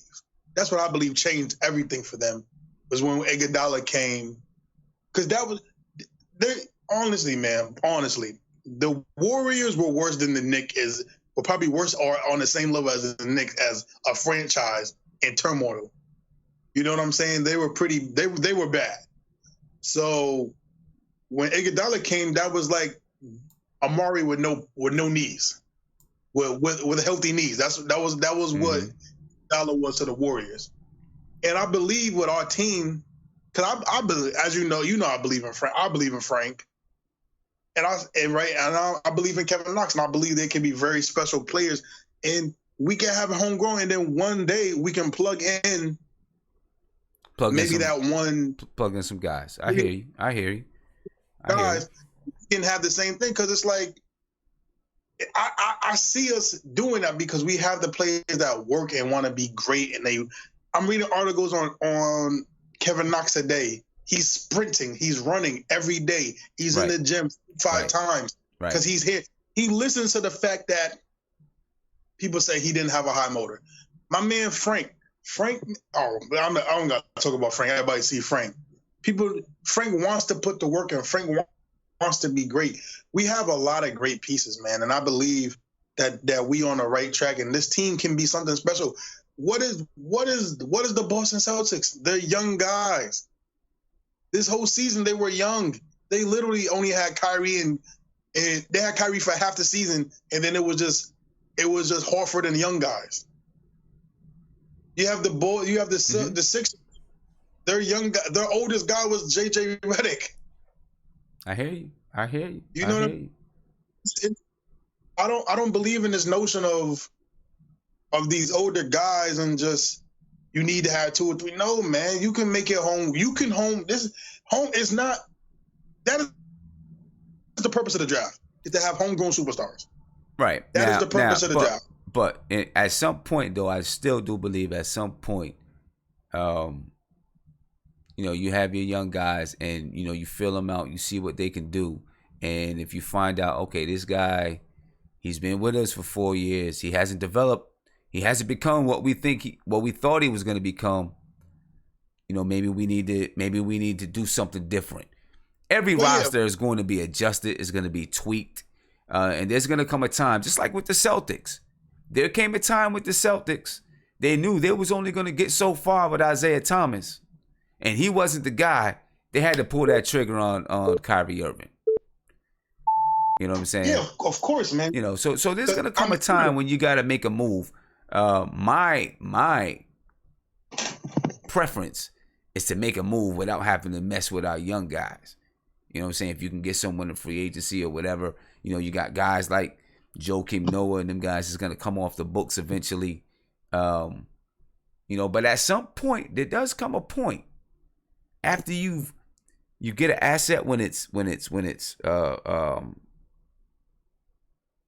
nothing, like stocks, right? You buy a stock when it's only worth $5, and then when it's worth $20, you sell it so that you can pad your pocket or buy more stock or whatever it is. But I do fully agree with developing our kids. Trust me, I do. I do agree with that. But I also do understand sometimes an opportunity is presented to you and you may have to think hard about capitalizing on that opportunity. Hey, but Isaiah, I'm gonna let you rock. I got somebody on hold here. All right. Yes, sir. I appreciate the call, man. And we gonna get up. We gonna get up, man, because I plan on coming to, and this is for anybody though. It's not just Isaiah or whoever calls in. Anybody. I plan on being in New York for to do something with Knicks Fan TV and Knicks Film School, and I like to get up with some people while I'm up there. Maybe we can do something with a group or whatever. But we'll let you know what's popping with that. But Isaiah, I'm gonna let you rock, man. All right. You good, man. All right, peace, man. Appreciate the call. Sir. Yeah. Next on the line, I got my man Manuel Perez. Can you hear me? Yeah, I can hear you, Sim. What's popping? What's popping with you, bro? Oh man, I'm over here just wondering why Knicks fans. I understand we haven't won a championship in over 40 years, going on 50 soon, but we need to be patient, man. I feel like the kids that we have and the kid that we can get next year can become something special over here. We could develop a Golden State type. We can develop what? Manuel? Yeah. Hello? You hear me? Yeah. You said we can develop what? We could develop a Golden State type culture over here in New York, but we need to be patient. That's just the key word. It's just patience. And New York is not the place for patience, but this is the time that we need to develop it. Just because we have the patience for this team, I feel like that team is going to go farther than any other Knicks team has gone in 4 to 5 decades. Okay. Listen, I tell you what, we have more young talent on this team than I've seen us have in I don't know how long. You know what I mean? I mean, from the time we have more young talent on this team. We haven't had talent on this team. This young talent we had. I've been a Knicks fan since I started watching basketball since the 1999 finals. Most young talent we've ever had on this team. Young talent, right? Young talent. And young talent. We haven't had this kind of young talent since we had Mark Jackson, Patrick Ewing, Gerald Wilkins, and them dudes. we haven't had this kind of young talent since then. You know what I mean? We got a lot of young talent, and we may be adding another guy next year through the draft. So yeah, I get it. And to be honest, I like the second rounder and even the undrafted kid, Alonzo Trier. I was studying this guy. The only problem with him is that he got caught a couple times taking like HGH and like steroids and stuff. Right. But other than that, this kid can ball, man. There's nothing wrong with him. Like, he can ball. So I feel like we just got to stick it out with them. But at the end of the day, to be honest, I'm down for the Kyrie Irving signing just because they eventually need to learn how to be superstars. And I feel like Kyrie would be the superstar to help those guys mentor, like, to take that next step, especially Knox. Okay. I mean, listen, I have no doubts whatsoever that Kyrie Irving will fit with these guys. I'm just so concerned about them knees. You know, hopefully he's good. I have no doubt, though, that he would make those guys better. Kyrie, Knox, KP, this new guy coming in, Mitchell Robinson. Oh, not this new guy coming in, 2019 draft pick. Mitchell Robinson and Kyrie in the pick and roll. I mean, if Mitchell Robinson is who we think he could be, you know, we'd have a lot of firepower. But you know what? You know, let's take these guys. We got these guys here. Let's take these guys and, you know, let's rock with them for a bit. And, you know, just see what we got, man. See what we got. Exactly. Man, because don't get me wrong, I'm a Knicks fan, and I won't have no problem taking KD or any of those superstars if they come knocking on our door. But that's the thing. New York is a big market and everything, but it's so demanding. Who really comes knocking on our door like that? To be honest, that's why Kyrie is kind of knocking on the door right now. He's a player that has the balls to do it. There's not that many players in this generation that have balls to do anything anymore. That's why that Golden State team is currently constructed that way. Yeah. It's all about that. It's all about that attitude. Kyrie seems to have the New York attitude to go with it. Okay, man. Hey, Manuel, I appreciate the call. Thank you for, you know, waiting patiently on hold. There's no problem, man. No problem. You know what I'm saying? I appreciate it. Yo, and shout out to the chat. And wait, I gotta just, before I sign off, I just gotta say one thing. Mm-hmm. Frank will be an all-star in the next 5 years, guaranteed. Okay. I hope so. Look, I'm not trying to move Frank at all. You know what I'm saying? I'm not trying to move Frank. I want Frank to be here. I just like what Frank brings. Yeah, definitely. Too. All right, man. Appreciate the call. I'm going to get on to the next caller. Have a nice night, Jim. All right, peace. You too, bro.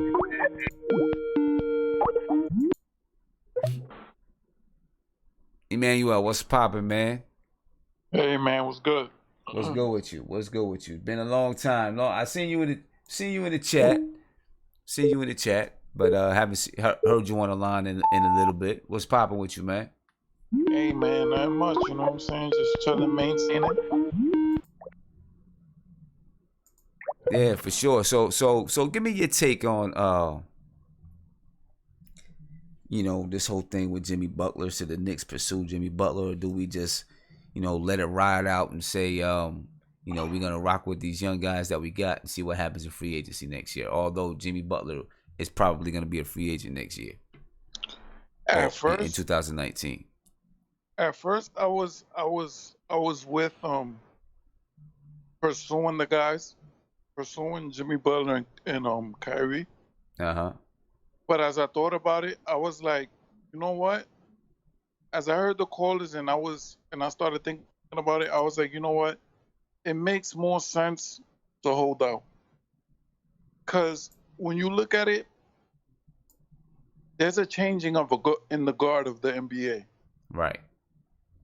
These new, from now, what you see now is a whole bunch of new stars coming into the NBA.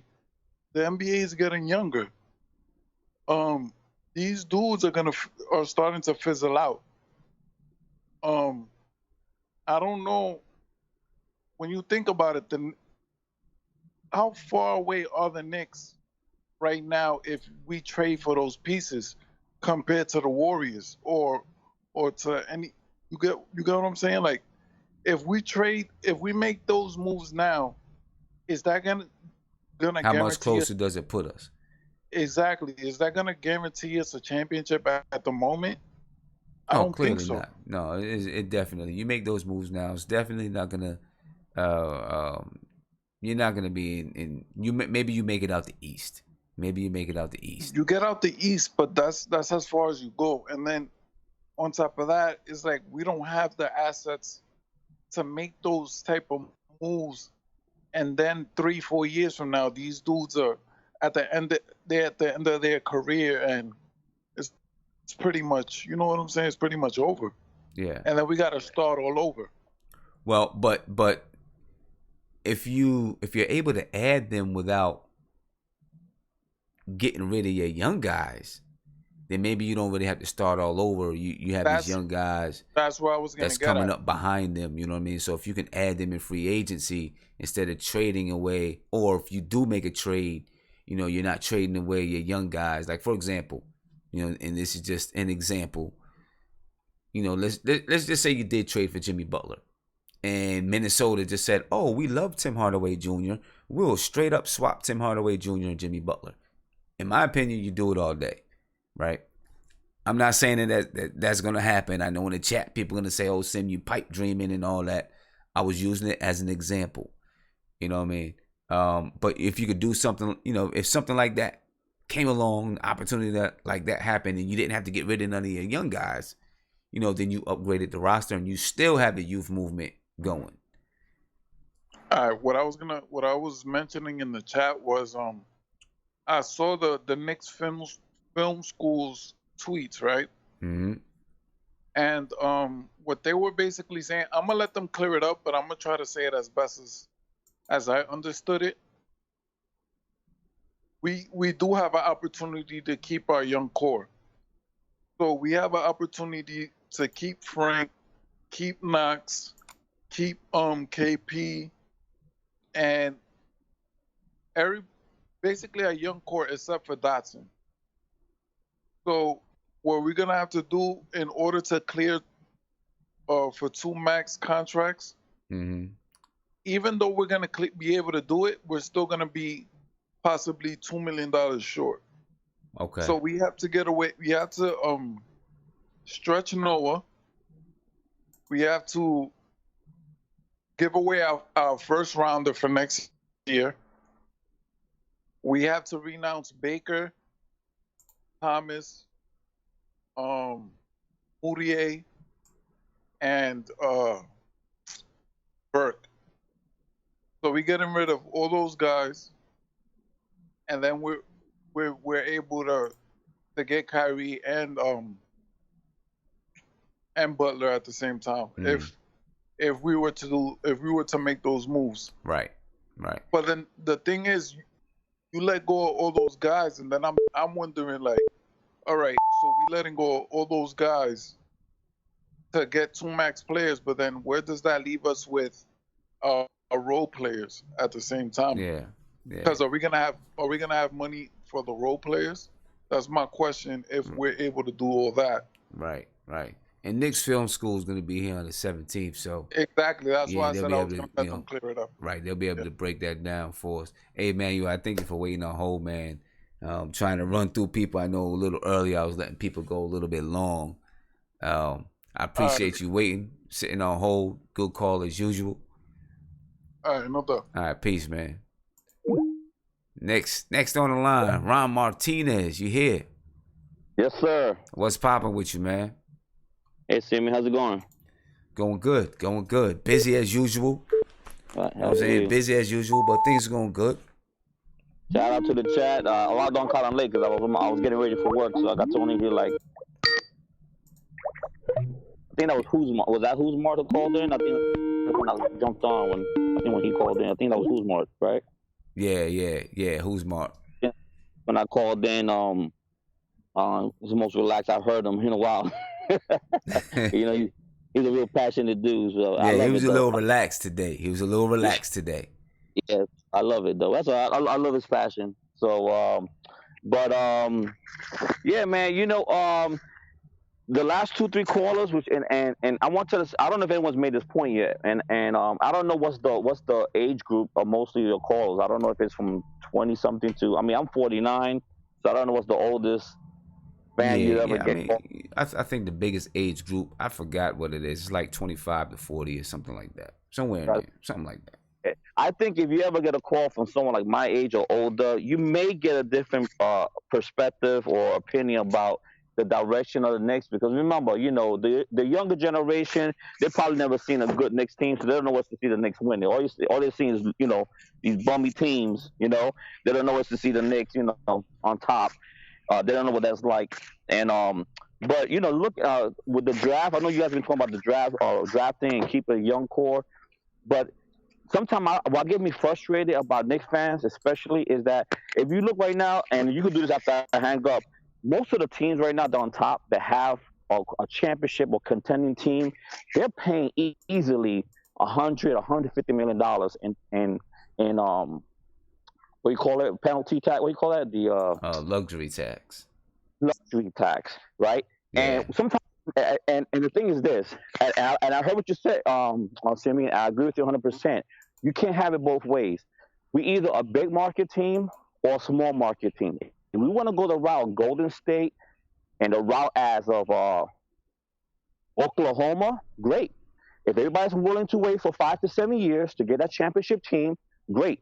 But I'll tell you right now, you tell me how many teams have drafted better than Oklahoma and Golden State. And what does Oklahoma have to show for it?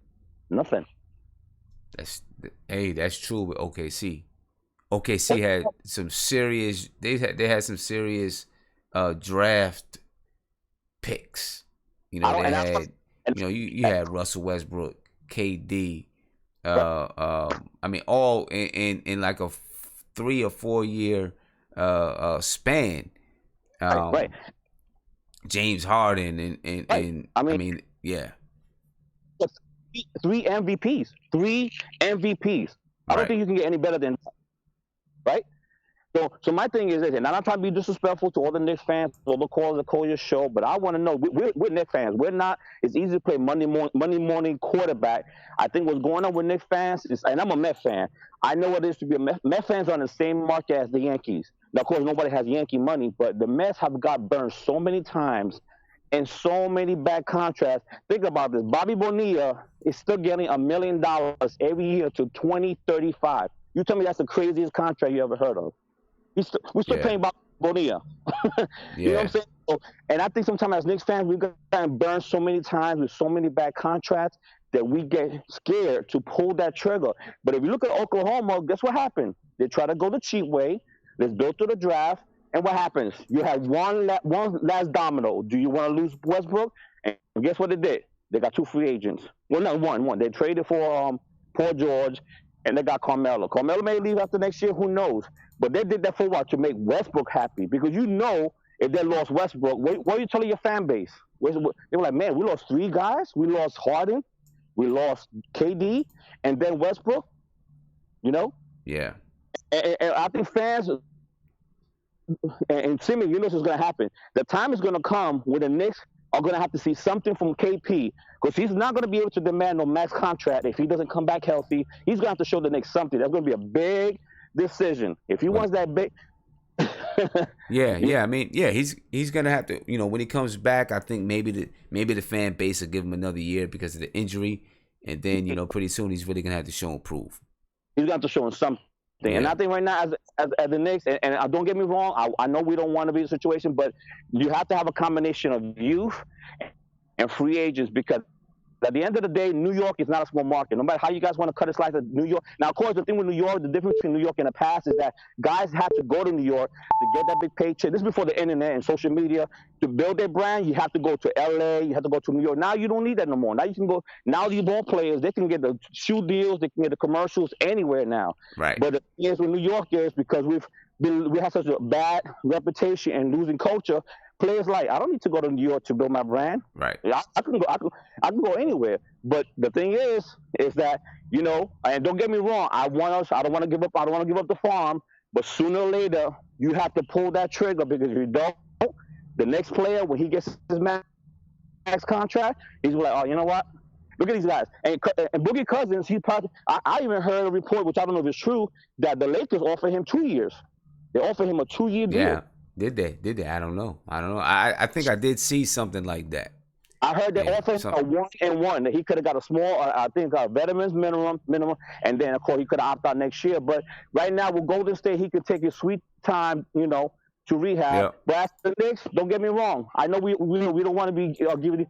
I mean, I'll tell you this right now. Even though if it's not Kyrie, sooner or later, I just want to know, you as a fan, how many years do you want to give this new management for these guys to develop before they say, hey, we need to get a big baller here? I mean, 5 years, 7 years? I mean, I'd like to give them. I'll give them 3 years. To show you something. To show you, say, hey, we got years you want to give Frank and or the Knox. How many years you want to give them? It can't be 3. Because once that mark comes up, you know what happens. Because in 3 years, I'm looking. Kevin Knox should be hitting his stride. Frank should be hitting his stride. We get a draft pick next year. They should be hitting their stride. KP should be, at that point, hopefully KP is a superstar. We should be doing something. We should be making some noise. So I'm going to ask you this last question, Timmy. I'll let you go. Let's say we get this in 3 years. This team is fully, the players are matured and developed, and we don't got no big contract in 3-4 years. And Anthony Davis become available. Will you sign him? And who? Anthony Davis? Yeah, sign him. Yeah. Sign him. Yeah, I sign him. As long as he didn't suffer any kind of injury and those type of things, I sign him all day long. I sign Anthony Davis now. If he was a free agent in 2019 and we had the money for him, F what everyone else saying. I sign him now. That's Anthony Davis. And he's still young. Anthony Davis, 25 years old. You know what I mean? I sign him now. So you move heaven and earth to get that boy. I will go get it. If I have the money, I'm going to get him. And I mean, I think Anthony Davis is a centerpiece, can be a centerpiece of a championship team. You know what I mean? He can do everything on the floor.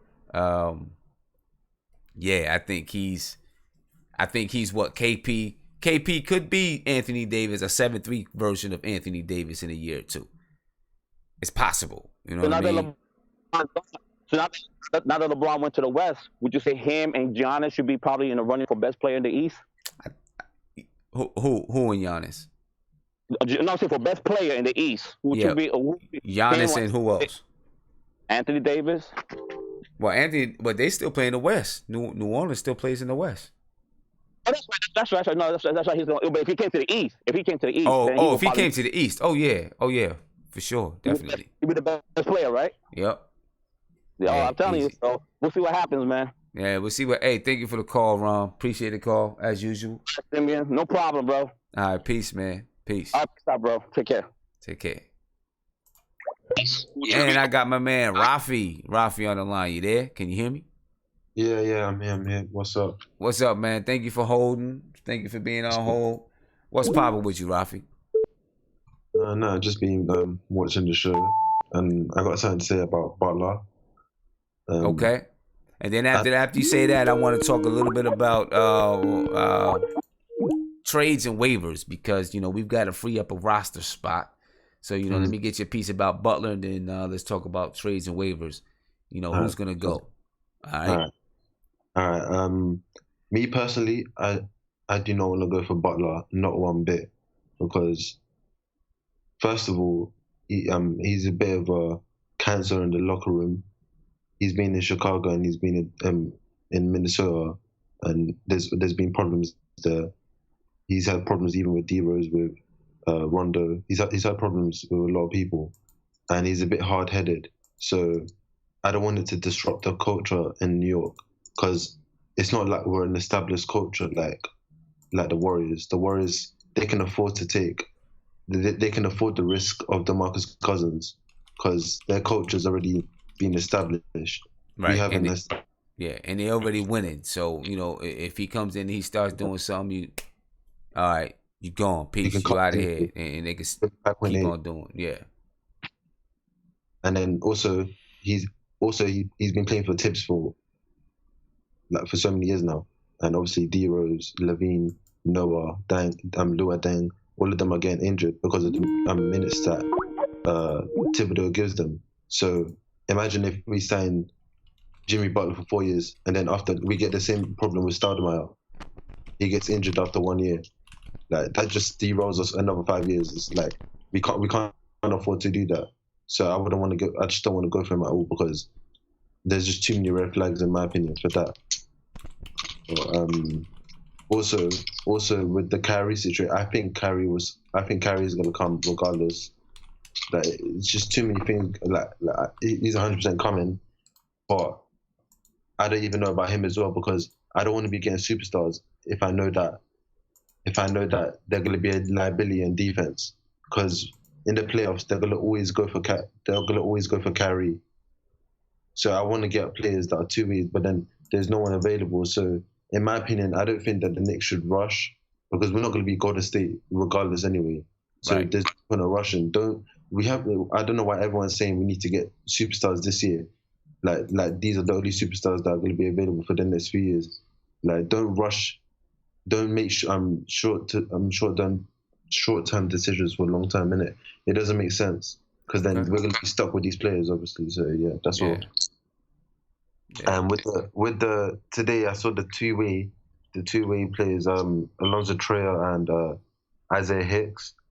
I wasn't really confident with the Isaiah Hicks even being in the Knicks last year. And then now they re-signed him. I'm a bit iffy, but I know he's got a long wingspan. So maybe Fizdale, he might sort something out. I don't know. He might tap into him. He might find untapped potential. But potentially, I feel like we could have got someone else instead of Isaiah Hicks. We could have put him in the G League. Yeah, well, you know what? I wasn't too impressed with Isaiah Hicks last year, but they must see something that they like. There must be something that they see from Isaiah Hicks. You know what I mean? There's got to be something from Isaiah Hicks that they see that they think somewhere along the line he has some potential. He lost a lot of weight as well, so he's working hard. I can see that he's working with the Fizz kids. So hopefully now they just started the summer league training right today. Yep. So they started training today, and of course, summer league. They play their first game this Saturday, right? Yep, Saturday, July 7th at 2:30 p.m. versus Atlanta, and it'll be aired on ESPN. Are you gonna do a show after that? Saturday. You know what? I might jump on and say something. Like I said, I'm going to be at a fundraiser. I might jump on really quick and just say something real quick, and then Sunday, of course, I got a show Sunday. But I might jump on real quick just to say something, maybe from my fundraiser or whatever it is. Just talk about the game. Just before I jump off anyway now, I can't lie. Have you been seeing Ennis Canner's 3-point shot? It's a bit it's a bit nice, I'm not gonna lie. I seen him. Hey, look, Cantor's been working on some things, man. He's been working on defense a little bit, working on his 3-point shot. We'll see if it translates to the game. Hopefully it does. If it works, if he does do good in defense, becomes at least an average player on defense, and Hazonia becomes a really good pickup for us. Do you think we should use that space on them? Use our space on who? On those two instead of getting a star player, and then when we do want to get a star player, we could trade those two and get assets back. You said use our money on them instead of a star player. But because I don't want to. I think you got to go out and get. I don't know. I can't even say right now. I think we've got to see what happens during the season. But I do not think that Cantor is going to be a long-term part of the future. You know what I mean? So, I don't think, unless he comes at a really good deal, I don't think that they're going to sign him long-term. And it's not Cantor's fault. It's just, I think, the way the NBA is going with, centers. Right now, the prototype of center is what Mitchell Robinson is. Those type of guys that instead of posting up, they set screens and fly to the basket. You know what I mean? Cantor's not that kind of a center. You know, he doesn't have quick feet. He doesn't have crazy athleticism. He really is, a grinded out kind of guy. You know, he would fit perfectly. 15 years ago, he'd be a perfect center in the NBA. You know what I mean? If you transport him back to 1998, he'd probably be an all-star. Yeah. You know what I mean? The game is just past his style of game by, I think. Yeah. Hey, Rafi, man, always a pleasure. Always appreciate you staying up. You know, what time is it for you? About 5:30 now. But 5:30 in the morning, man. I always appreciate you getting up 5:30, getting up early in the morning to check me out. I appreciate that. All right, then, man. All right, peace, man. Peace. Later. Start your day right. Yeah, thanks. Yeah. Trades and waivers, man. We've got to move somebody. We've got to move somebody because we have 18 players going into right now. We have 18 players going into the, I don't want to say going into the season, but we have 18 players on the roster, and we've got to move someone so that we can be legal, right? We can have 15 players on the roster and 2 players that move, 2 two-way players. Right now, our two-way players are Isaiah Hicks and Alonzo Trier, our 2 two-way players. So we've got to move someone. My guess is going to be Courtney Lee. We'll find a way to move him for draft picks, or maybe we find a way to move 2 players and bring back 1. Somebody else along with Courtney Lee. I don't know. I'm pretty sure Scott Perry, Steve Mills, they're working the phones. They're seeing what's happening. When we get to this summer league, that'll be a time that they can talk to each other. They'll be able to talk to other GMs, sit down, have lunch, have breakfast, whatever it is that they're going to do. And, be able to talk about what, who are they going to move? They could buy a player out. Right? They could buy out a player. They could stretch Joakim Noah. They could stretch anyone. I just don't recommend stretching Joakim Noah right now. That's just my opinion. Like I said, you don't want to have, even though maybe it's $8 million a year or $5 million a year, whatever it is. I don't know. I seen Knicks Film School join us in the chat. Thank you for joining in and checking out the show.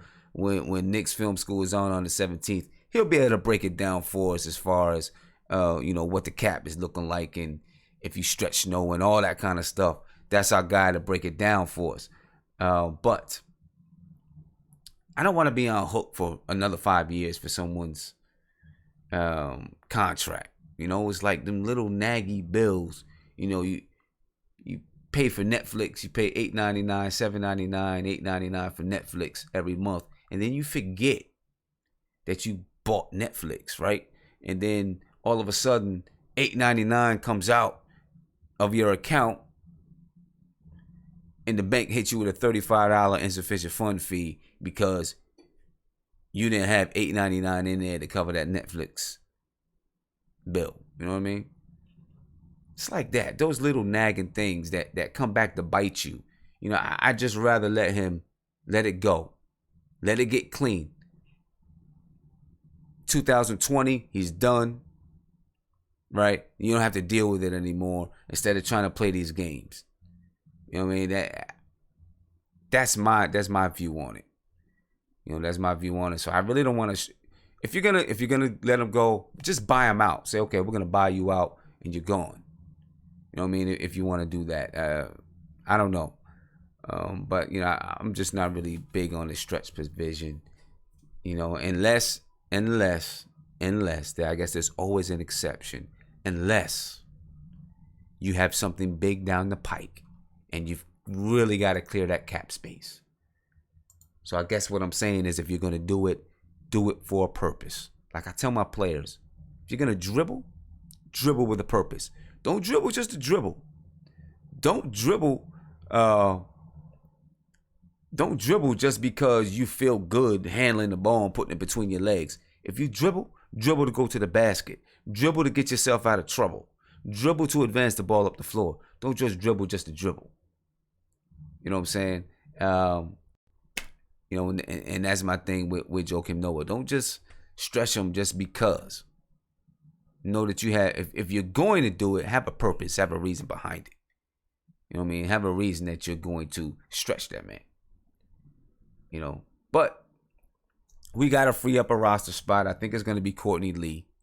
Somehow, some way, shape, or form, I think Courtney Lee will either be traded or maybe be waived, you know, or bought out, you know. But I don't think Courtney Lee is going to be on a roster at the end of the season. I think it's the only right thing to do with Courtney Lee, though, is trade him into a better situation or buy him out.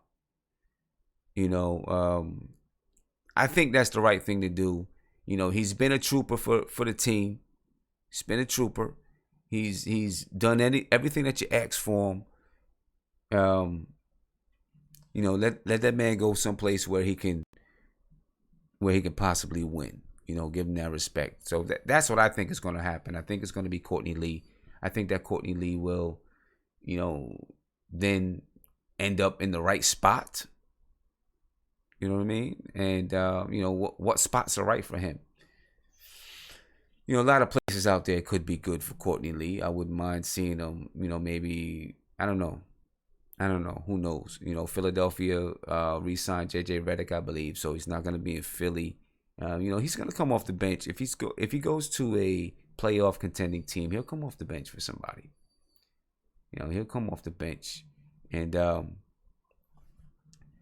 you know, I'll miss him, but, you know, we'll move on. You know, we got to clean up that glut. You know, that's what we got to. Well, Edward Stone, you said Bees is gone. Well, let's put it like this. Beasley is probably not going to be re-signed. You know, right now, I mean, the Knicks, we have 18 players. We still do have some money to be able to sign players. It's not a lot of money, but we have some money. Uptown 20, you say Spurs. I think Courtney Lee could fit with the Spurs. He'd be good with Pop and them guys. But the Knicks still have some money. So if you plan on signing some players, you got to have a plan on who and where to move some guys. They've probably already been speaking with some people, you know, and kind of have some plans in place. It just takes a little while. Maybe there's a piece here or a piece there that needs to be done. So who knows? We'll see. You know, we'll see how it works out. But I think Courtney Lee will definitely be the culprit there. Not the culprit. He'll be the one. He'll be the guy that is moved on. And when he comes back to New York, I think that, you know, the crowd will give him a good ovation and show him the respect that he deserves. You know, show him the respect he deserves. Positive. Our boys are up there. Executive team, Scott Perry and them guys up there looking for trades or, you know, just looking for the moves that we can do to help get us better. I mean, so let's talk about Summer League a little bit before I get on up out of here. Summer League starts this weekend. We got just a couple of days before Summer League starts, and I'm excited. I cannot wait to see these guys ball. Can't wait to see these guys play. You know, this is one of the most exciting teams that we've had in a long time, maybe ever. You know, and the Vegas Summer League is popping. The Vegas Summer League is doing, you know, I mean, it's almost like it's a pro league, but, you know, the Vegas Summer League is big. You know what I'm saying? Vegas Summer League is big right now. On the line, I got on the line. Sean, what's popping, man? How you feeling about Summer League? All right, so Summer League-wise, this is probably going to be one of the most pivotal summers for the Knicks organization right now, because we have to evaluate a lot of the young players that we have on the roster, as well as the draft picks that we have in Kevin Knox and Mitchell Robinson and maybe Alonzo Trier, right? So, and that's the other thing. I wanted to transition back into free agency again. Okay, just shortly though, because I want to move on and talk about Summer League. Okay, but right now, to pursue someone like Jimmy Butler or any other superstar free agent right now would be an absolute mistake. Right? And it'll be an absolute mistake right now because David Fizdale is our new coach, right? And we have not yet established an identity for this team yet. And we don't even know quite yet what the holes that we need to fill for our superstar player. Right? I'm all for getting like a superstar free agent. I mean, like, next year. But we still need to evaluate what position that we need for that superstar, whether it's a point guard or a shooting guard or a center or a wing. So that's why this summer league right now is probably going to be one of the most pivotal summer leagues for our organization, because we have KP. I mean, like, he's going to be our 4. Frank looks like he could be our starting point guard, right? Mm-hmm. Kevin Knox looks promising as our wing. So if we actually do pursue a superstar, I'm hoping that we kind of maybe look to try to get maybe like a center or a shooting guard. Right. I'm not really into like getting like a Kyrie Irving or Jimmy Butler per se. Okay. So why is this a pivotal summer league? It's a pivotal summer league because we need to evaluate which players are going to be part of the core group that we put next to Porzingis this year. Okay. Right, okay. And we need to establish that type of identity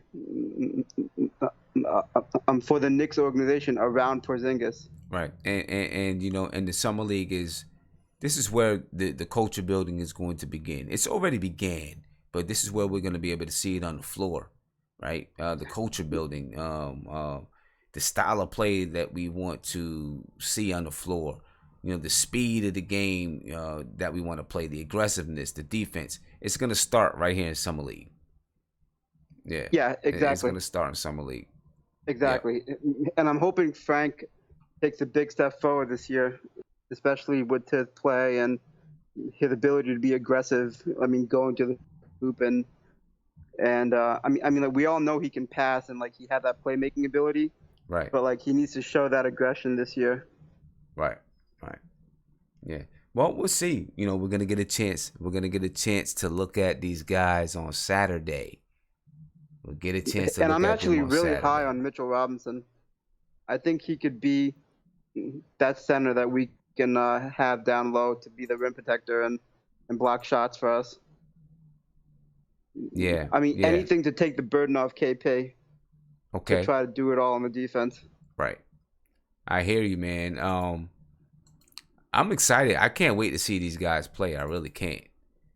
I think that I just want to see. I just want to see them for one thing. I just want to see some basketball for one thing. Knicks basketball, not just any basketball. I want to see Knicks basketball. Exactly. Right. So I'm excited to see Knicks basketball, and then I'm excited to see what these kids look like. Putting them on the floor together, because we have some very intriguing lineups that we can throw out there. I know we're not going to be playing with everyone. You know what I mean? We're not going to have, Mario out there and things. But I'm still excited to see what these guys are going to bring to the table, man. Very excited. And I think for the Knicks organization to be successful, they need to make, Kristaps Porzingis into an offensive juggernaut. I mean, like they can't allow him to spend and waste a lot of energy on the defensive self. So if they can establish a core set of guys in the summer league that can help KP out on the defense, where he doesn't need to expend all that energy. Okay. I think that would be the most ideal thing. Now before we get a superstar free agent. Yeah, I understand exactly what you're saying there. I understand what you're saying.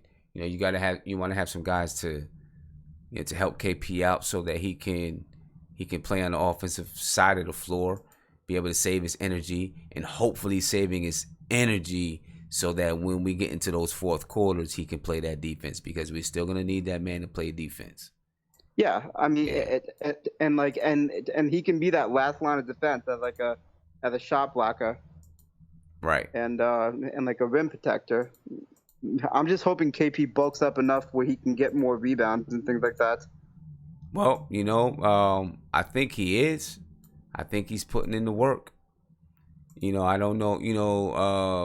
The one thing about, the whole bulking up thing is you want to make sure that he's not, how do you want to say it?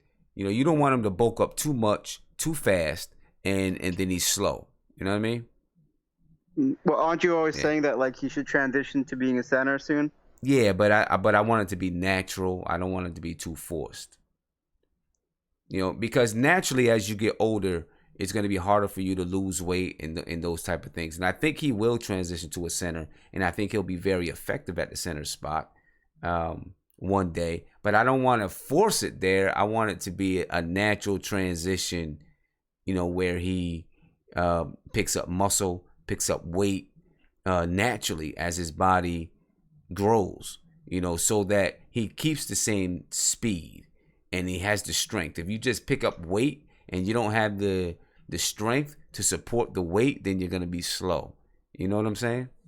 Yeah, and like he might be like 1 or 2 years away from that, but like but like I mean, like he's definitely on his way. Yeah. Hey, Sean, I appreciate the call, man. Thank you for calling in, being patient. I know it took you a while to get through, but I appreciate it. All right, Sam. Have a good night, man. All right, appreciate it. You too. Peace. Summer League. There we go. Summer League. Let's take a look at our Summer League roster. All right. I'm sure you guys have seen it. Looking at our roster. Number 17, Billy Garrett. Number 21, Damian Dotson. Number 36, Michael. I can't pronounce his last name, so I'll just say Michael G. Number 40, Justin Harper. Number 35, Juwan Howard Jr. Number 4, Isaiah Hicks. Number 20, Kevin Knox. Number 2, Luke Cornett. Number 11, Frank Nice. Number 27, Daniel Ochefu. I tried it. Number 26, Mitchell Robinson. 28, Tony Taylor. 14, Alonzo Trier. 30, Terrius Walker. 16, Paul Watson. And number 0, Troy Williams. So there goes the squad. And I'm looking forward to seeing these guys ball. See what these guys can do. You know what I mean? I'm excited. I'm really excited. Really, really excited for Summer League. Our Summer League schedule, I've showed it a few times. Our Summer League schedule. Saturday, July 7th at 2:30 p.m. versus Atlanta, aired on ESPN. Sunday, July 8th at 6 p.m. versus Utah, aired on NBA TV. Tuesday, July 10th versus the Los Angeles Lakers at 5:30 p.m. It'll be aired on ESPN2. So it should be readily available for most people. I'm definitely going to check out the game on Saturday. It's going to be hard for me to get on, though. I'll probably jump on for, 5 to 10 minutes, either from where we're doing a fundraiser or from our tournament site. I'll jump on and talk for a minute about the game. We will be in the middle of, I'll be busy. And then Sunday, July 8th, after they play Utah, I'll be on at 10:30, and I'll have Tommy D on. Should be a very good show. And then Tuesday, July 10th, I'll definitely be on that night at 10:30, so we can talk about the game. Also, on July 12th, we will have Fro Magnum. I want you guys to go on Twitter and look up at Fro Magnum. She has a podcast, a pretty good podcast. And she's going to come on and talk to us about, she's in Las Vegas right now. Oh, not right now, I'm sorry. She'll be in Las Vegas Tuesday. And she'll be checking out the games. So she'll come back. She'll talk to us a little bit about what her experience was like there at Summer League. And it should be a pretty good show. All right, Fro Magnum. Check out Fro Magnum. I think you'll enjoy having Fro Magnum on the show. You know what I'm saying? I think you guys will enjoy having Fro Magnum on the show. So, what do you guys think about Summer League, man? Hopefully, Summer League, like Sean said, Summer League is going to be, it's important for us. We're going to establish, we'll get to establish some culture. You know what I mean? We'll get to look at some young guys and then establish a culture. And I'm looking forward to it. Definitely looking forward to it. And yeah, see someone say I'm getting a guest lined up. I'm definitely getting some guests lined up. We'll go through the guests Sunday, July 8th. And, Thursday night, I'll have a graphic up so you guys can remember it. But Sunday, July 8th, we'll have Tommy D on the show. Thursday, July 12th, we got Fro Magnum. And then Tuesday, July 17th, we'll have Knicks Film School. And we got some more people that I'm working on. So, be prepared for it. We got some things getting ready to jump off. Anyway, no, Moutier's not playing. I thought maybe Moutier would play, but he's not playing. But I am about to head up out of here. Okay, I'm heading out of here. It is 12:52 a.m. I appreciate you guys for staying up with me. I know some of you guys got to work in the morning. You're staying up and rocking with me, listening to us rip and ramp and ramble about the New York Knicks. Guys rocking with me, and I'm glad you're doing it, man. Stay up, stay cool. Enjoy the 4th of July tomorrow. You know what I'm saying? You know what? You said the games are showed Pacific time. I'll check that out. I'm going to check it out. I'll make sure I have the right times. If I'm mistaken, I'll make sure I have the right times. I appreciate that. But I'm out. Enjoy the 4th of July. You know what I'm saying? Keep it easy. Keep it peaceful. Don't get too drunk.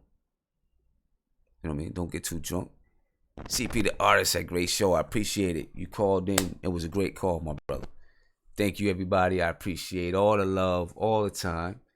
We're going to keep doing it. We're going to keep doing it.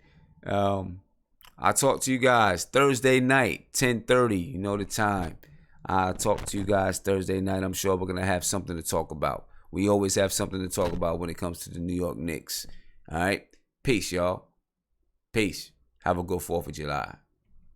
If you enjoyed this stream, please subscribe below. Ring the bell. Get a notification anytime that I go live. Check me out all summer long. Sunday, Tuesday, Thursday, 10:30 p.m. Next show is Thursday, 10:30 p.m. Join us. Let's talk about the New York Knicks. Peace.